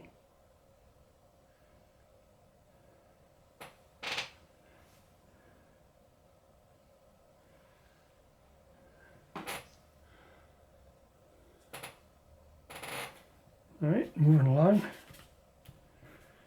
Now, one of the things that we were taught, I've done a few times, but after a while I got kind of, I don't know, lazy or whatever.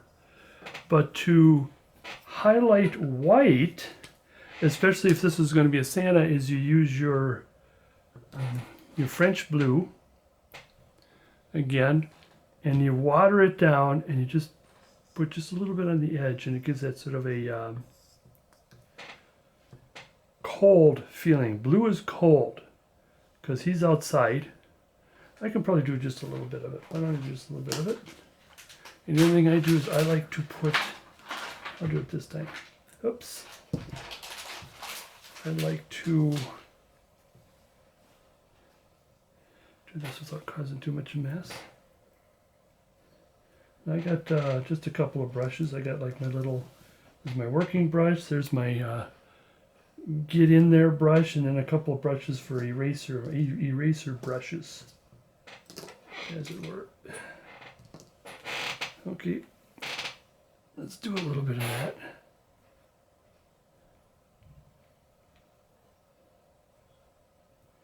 This time I got it way watered down. Because when I do the highlights and stuff, I really want this to be watered way down.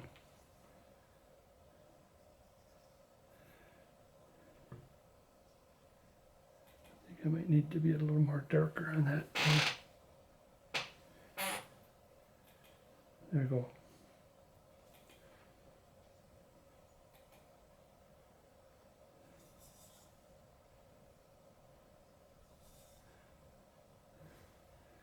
That got a little slashy. Oops.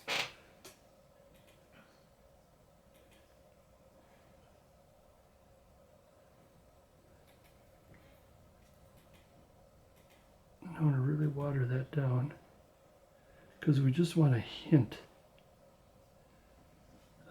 of it, just a hint. Oops. I might let that set for a while. Yeah, I haven't, like I said, I haven't done this technique in a while.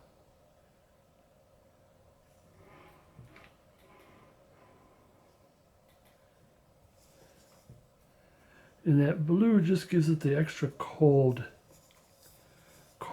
look. Let's get a little more of that blue. And what you want to do, what I kind of failed to tell you, is that when you put it down like this, is you want to brush away and brush it out before it starts to get dry and starts to get hardened.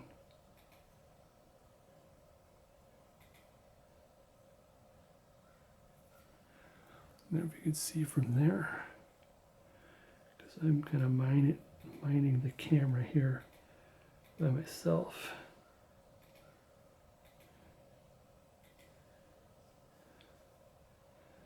And that blue gives it an extra cold feeling.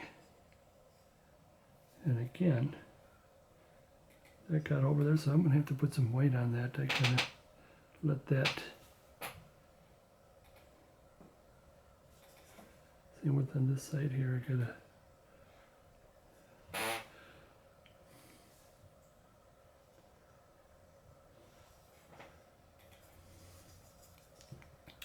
And that's just all I'm going to do with the white. Shading the white, highlighting the white. But what I want to get into is the red. I'm going to do the shade for the red. Now the red, what I used to have, they used to have, it was called black plum. But I can't find it anymore, so I made my own. Let me put this out here. It's like mixing red with black until you get kind of this kind of a texture, this kind of a color. I can't. It's sort of a dark red. How far can you get?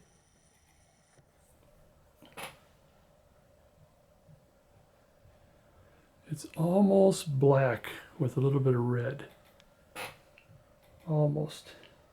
Yeah, if I spread it out a little bit, it's like this. It's not a brown, it's a black and red. So let me pull back. And that goes with the red. Am I in? Pull back some more. No, the other way. And I wanted to water that down to start with. Just put a little bit. Yeah, that's one of the things that's different between the way I paint and Lynn paints is that the way I use the water, I always like to keep the cup as clean as possible and use the center to do any kind of brush cleaning or anything like that. So I'm going to take some of this. I like to put too much out. And that's like it's the consistency of Kool-Aid.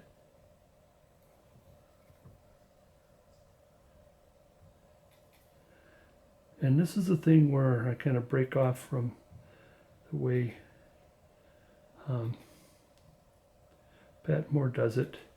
She does it more dry brush, but I like to put this extra, it gives an extra depth of color when you put this dark red wash to it. And there's two purposes to having this.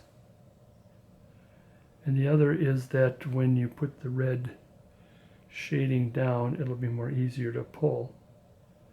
But like I said, that's one thing I break away from hers is to,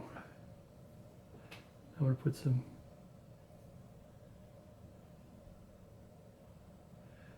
and I would assume her way is better, but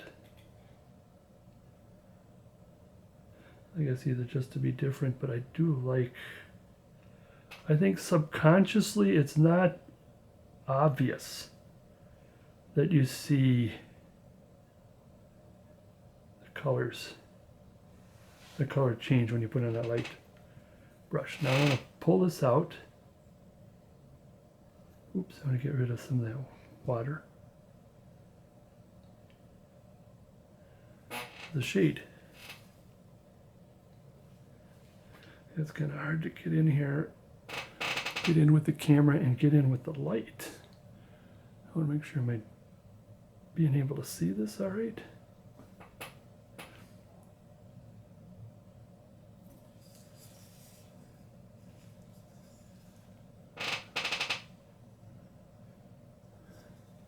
Do this on the other side. A creaky chair. Yes, my chair's a bit creaky. Here, let me get into a position. Oops. Position. I'm going to kick the camera. Jeez. Okay, now I'm going to put my dark solution. I still want to call it plum red. Or black plum red, pardon me.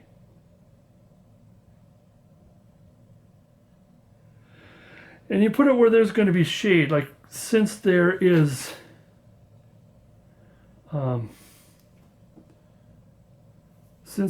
some three-dimensional, there's some where the lining kind of comes up a little bit there. And same with here. I think I'll put a little more than that in there. Am I in there?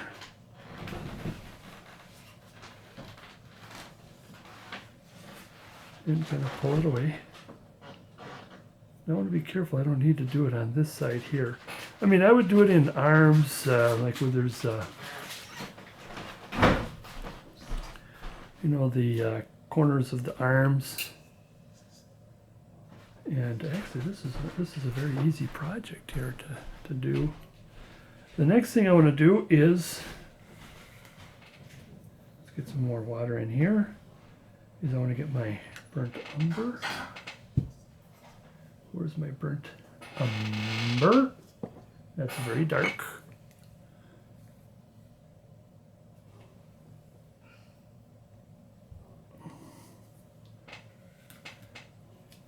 This time I just want to put a little bit out. Because actually a drop would have sufficed for the whole project, this project. So I did waste quite a bit. Probably don't need even that much water either. So you want the watered down version and the out of the bottle version. Parts of it. Let me verify that is burnt umber, yep. Okay, now let's get back to painting. And doing the same thing, I want to get in here kind of the watered down version. It's really interesting when you get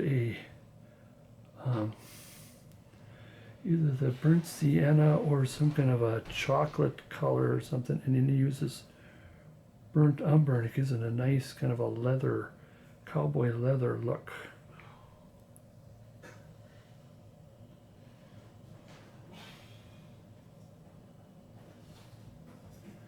Yeah, this is a very easy project for painting because sometimes I have the whole Santa. Now here I want to get in. This is the. I'll start with this first. I'm going to come up to the edge.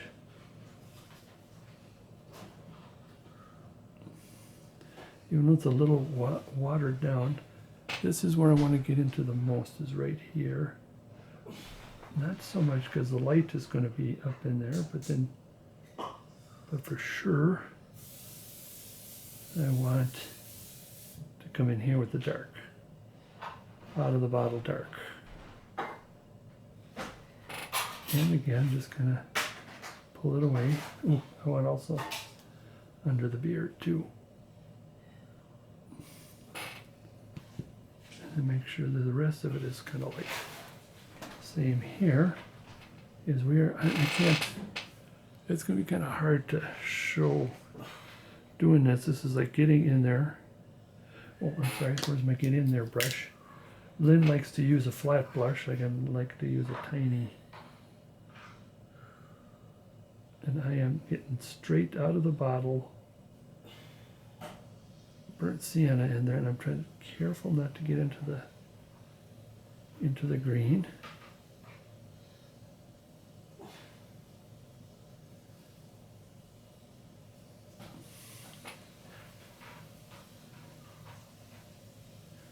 Oops.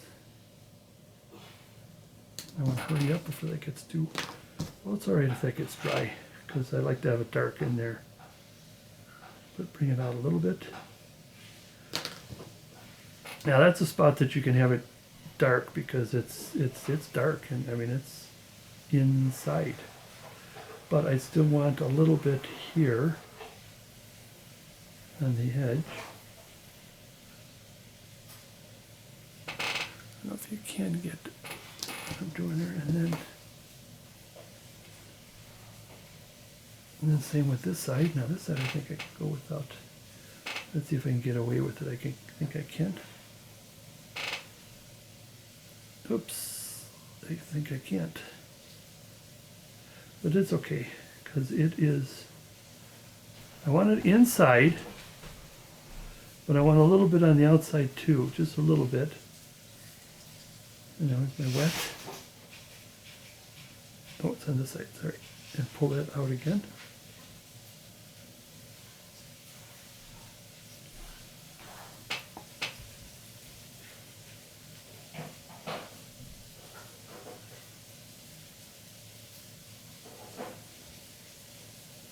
Yeah. And I still want a little under the, oops, I got too wet there. A little under the beard. And it really does pop when you do that. Oh, that's one thing I forgot is to put in. Lynn is better at the buttons than I am. I'm going to re-wet this.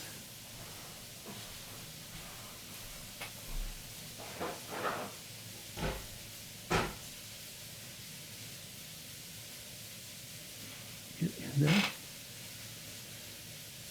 Getting in there. Yeah, this is okay to have this dark. You don't have to rush. But that's one of the key things is when you put this down, especially when it's on top, like what I did here with the top of the coat, the red part of the coat, is that I wanted to get that pulled right away. Now I'm going to put this right here. Now this is where I want to get pulled right away. I'm going to do this, pull it out right away. I'll just get underneath the beard a little bit and hurry up and pull that out of there. So there's no border between the two colors. So there's a little bit of border here. You want to make it so it's, yeah, there's no border. And make sure that the center is still burnt sienna.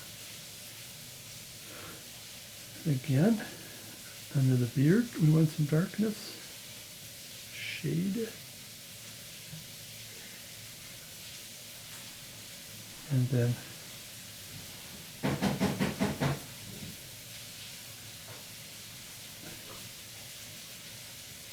you got to get the right after this out of the bottle part here. You might want to get it a little wet so it can flow a little bit. It gets dry after a while. That's why it'd be best if you did one drop. Yeah, that's one drop, and already I'm almost done, and most of that single drop is still there. Same here, just a little bit on the, I'm going to do a little bit on the outside.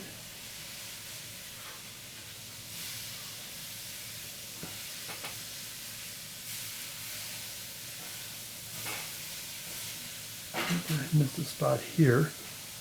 A little too bright right here.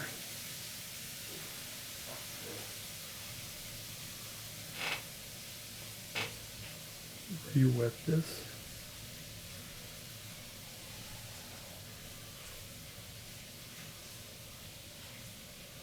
Dark here.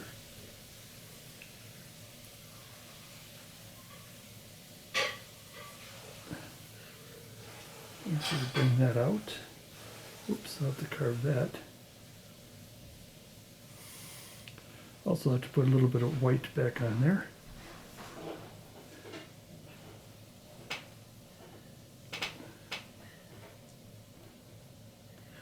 This is going to be fun getting in there. Now this is really interesting here. This is an easy point because I've got red with my black plum and I got burnt sienna. They almost look the same, so if they were to mesh, it'd be difficult to tell the difference between the two, so we're kind of luck out at this point. And I'm going to get some underneath.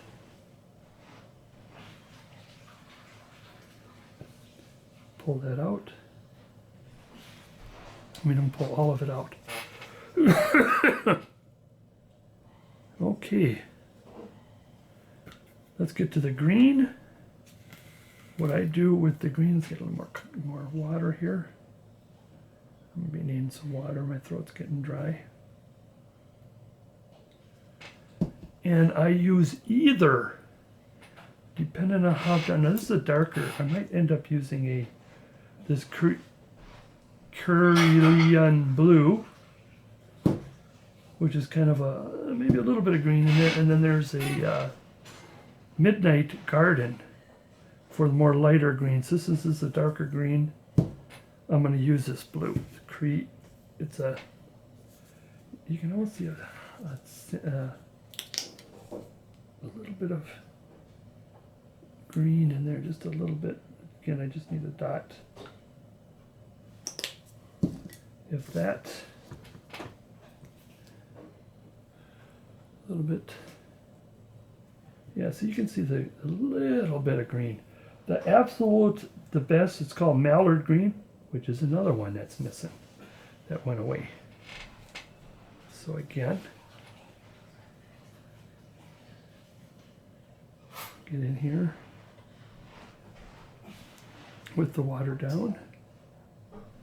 And it also helps when you get a water down, if you like miss a spot or something, that watered down version kind of gets into the cracks and whatever you missed.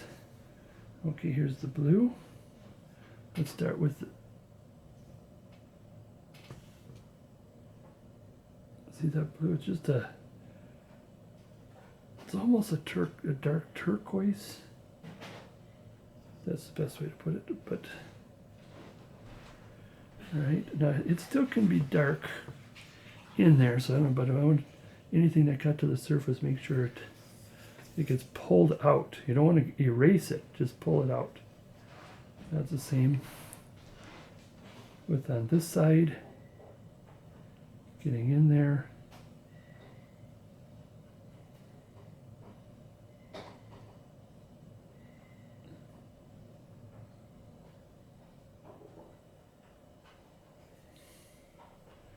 Pull that out a little bit.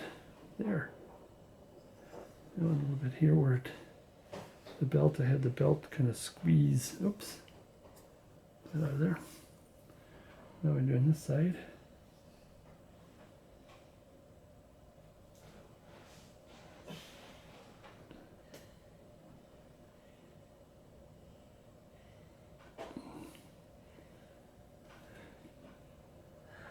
Pull that out a little bit. Now I don't know, I might touch the hollies. The hollies, the bigger the hollies, the the better, the more you would want to do that. But I'm only going to kind of touch it a little bit here, and be careful that I don't get any of that to go onto the white.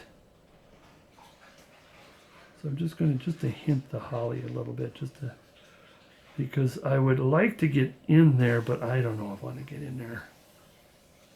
But if you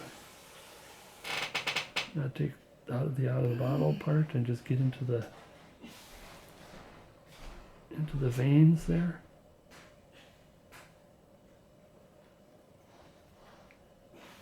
Pull that up, make sure it's in the veins. There you go. That's where I'm going to kind of, I don't say cheat or get away with it, but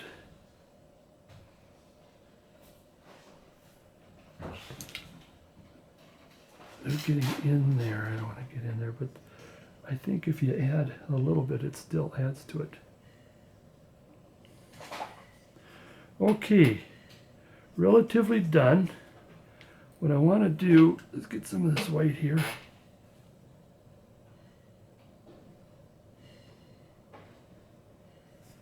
I got a little paint happy here, so I want to kind of bring, because you want it to not have a border. I had a border there. You want it to go from that French blue to white. Here and there.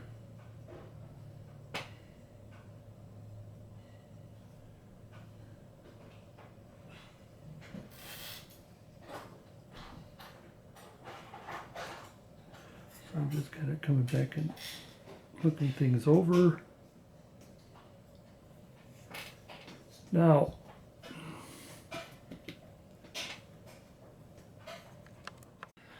another thing I want to do is I want to put in a toggle here. Just a little bit of a toggle. I got a little too much water in there.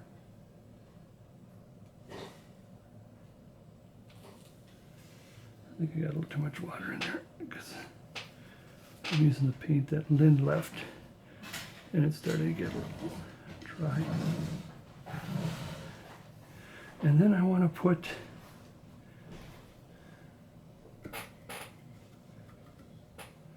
buttons in. I'll do a couple buttons.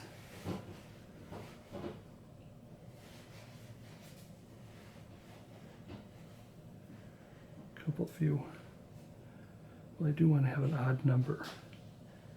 Whenever you put like buttons or something like that, I do want an odd number instead of an even number. 3 is the best number. Odd looks a lot better than even. I don't know why. Went off a little bit. Oh shoot. I'll have to take the green to that.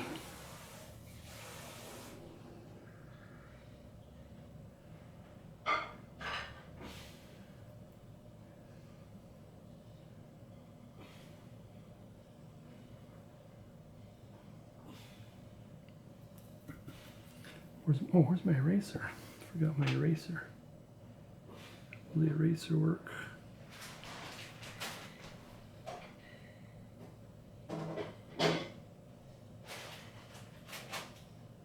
Eraser, take some of that off. take some of this paint and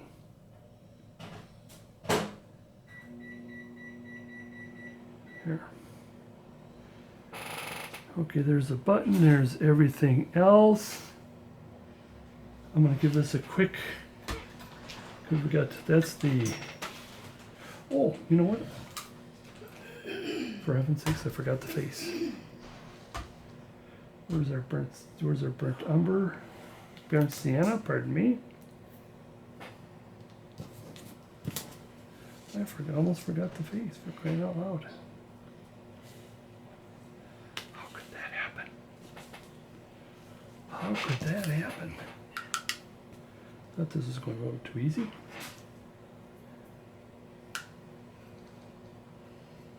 Even though water's a little punky, but since it's dark, it's still okay. Burnt sienna, where are ya? That's the umber, raw sienna, and cocoa bean, burnt sienna.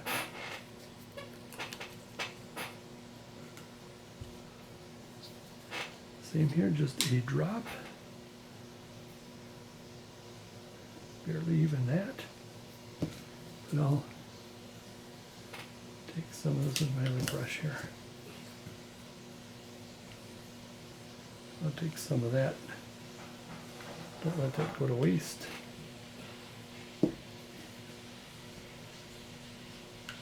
That's still a little light.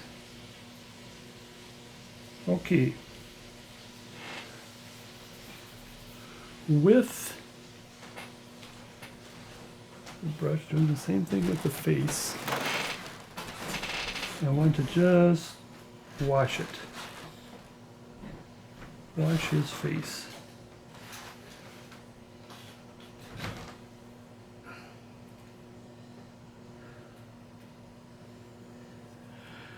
And it brings again the color of the face with the two colors.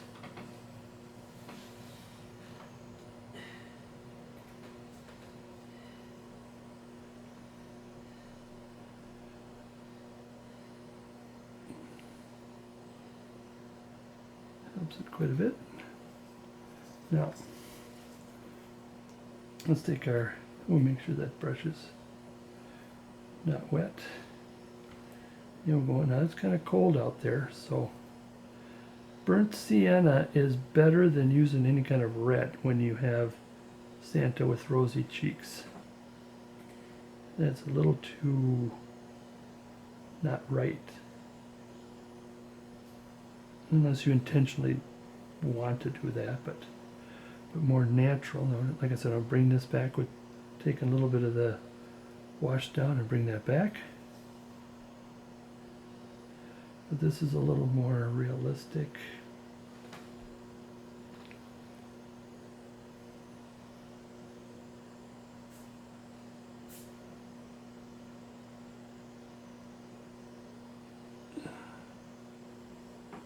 Let that sit just a little bit.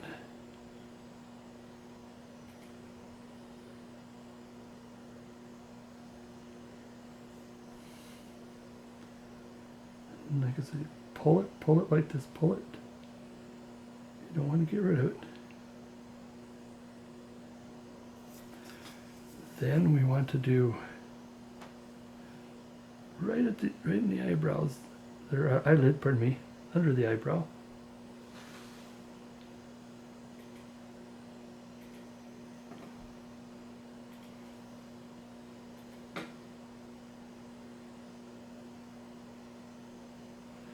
And on the sides, and also up here. Kind of because we're now it's being in the shade here. So pull it. Leaving the main. There's my eraser.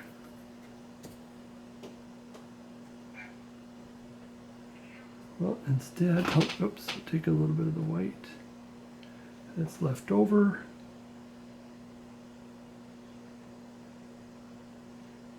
I can hide it a little bit.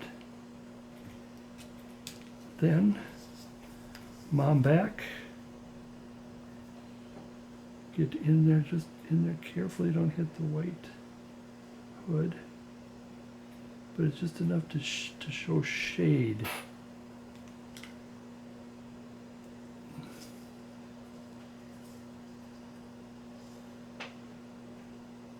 I want to darken it a little more.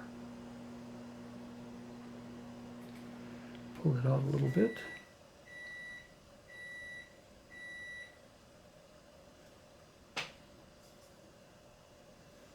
Oh, and one more spot I forgot. It's right here.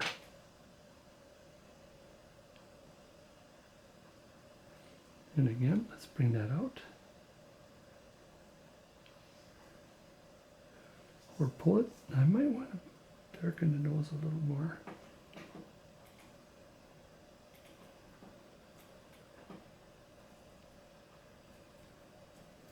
Here I think I got the border got a little too sharp.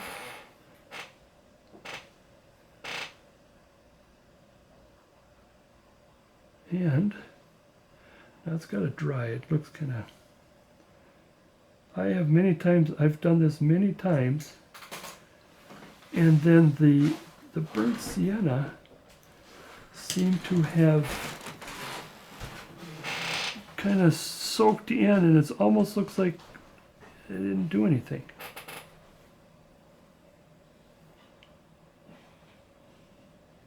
Don't want to do any... fix any screw-ups. Oh, using my eraser brush, pardon me. Yeah, my get in there brush. So let me get in here.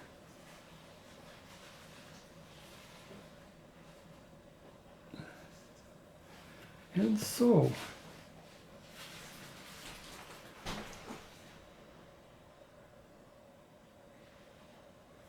I want to get a little bit of my dark in there, and the hole is get a little dark in there.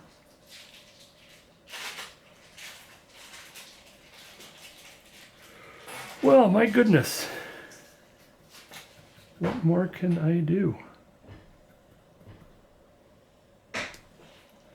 Other than there's one last thing to do. Now that's, I'm going to put in the highlights. Now the highlight here, in this case, I'm going to have to borrow back Lynn's tray here. Hers is easier because she doesn't have the water. And I'm going to take a horse hair brush. Take a little, where's that white? There's the white. Just a little bit of out of the bottle white. Find a dry spot. I don't want to be too dark, and then just a little, just start to drip.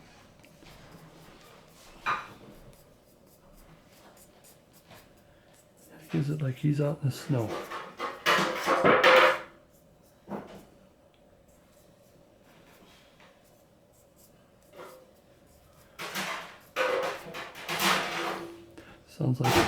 Sounds like dinner's not ready yet.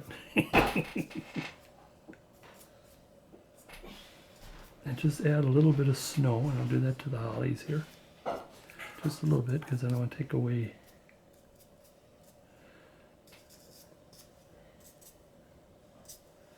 Make sure that blue has subsided, and you know, oh, there's one there. How'd that get there? A little spot right there. And, you know, I think we're done here.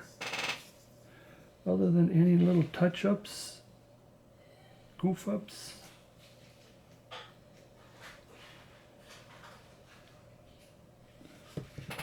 Oops, what is that? Now I'm going to go out,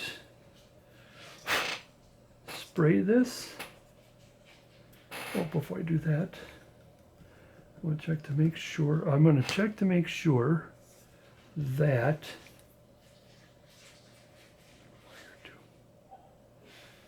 make sure that we got all the paint off of what's supposed to be, to bring the knife a little bit here. I think it's pretty much okay, except I got some fingernail marks in there. And you know, now I could probably keep doing this and playing with this and playing with that. Oh, that was kind of an off-white she used. But I can keep playing and playing. I think we're good for the paint. Now I'm going to go out and spray it. Now I'm going to use a semi-gloss, and then I'll show you how to put on the. Oh, there's one. There's a spot right here. Put on the wax.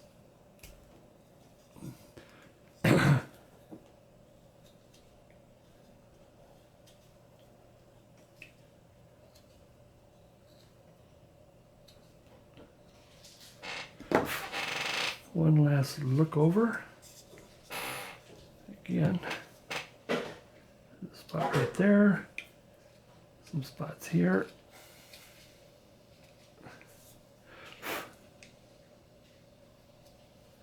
I guess when I put it at a different angle, I could see. Now I can see. Now one of the things is I do my spraying outside because of the mists, and it really stinks up the house and the basement. I learned the hard way that you don't spray downstairs when you got your dryer going with clothing, and that gets in the clothes.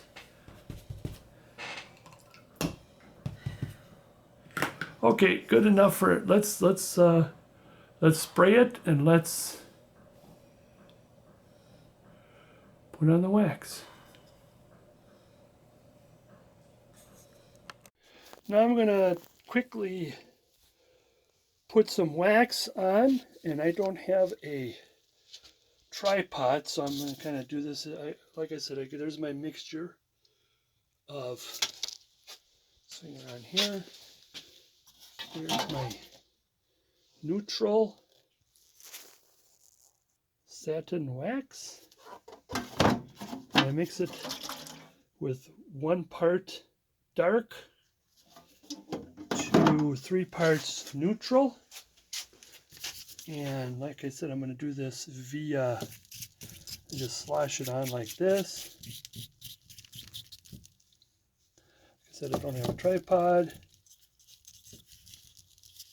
And what I do is I slosh it on, and then I wipe it off, and I'm sorry. Okay, I propped the camera up. Let's see what happens if I can. And I just slosh that on and in there.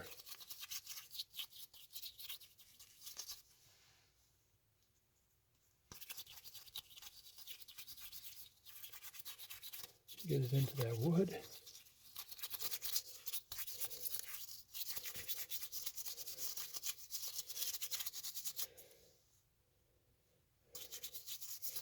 Nice and sloshy. Make sure it covers everything.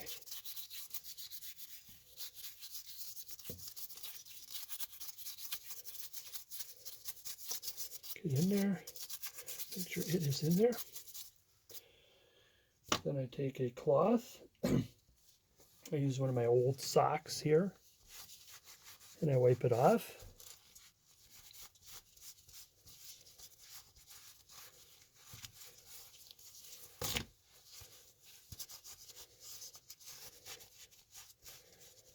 Like you changed your mind and you just like, get it out of there. Now the reason why I want to wipe off, what I'm really doing is wiping off the excess. Wipe my hands too, because I'm going to put it right back in there if I don't wipe my hands. So I get as much as I can out of there. I take my brush and clean that, and then just give this a quick smoothing out.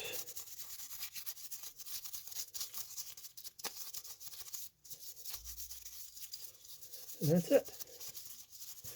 And we'll let it dry, and then I will buff it out. Because see, I want it even. If you leave it really thick, then it gets really blotchy. And so pick up the camera, and there we are, all nice and shellacked, which is not shellac, it's waxed. And now we'll just let it sit there. I would let it sit there overnight and give it a buff. See you tomorrow.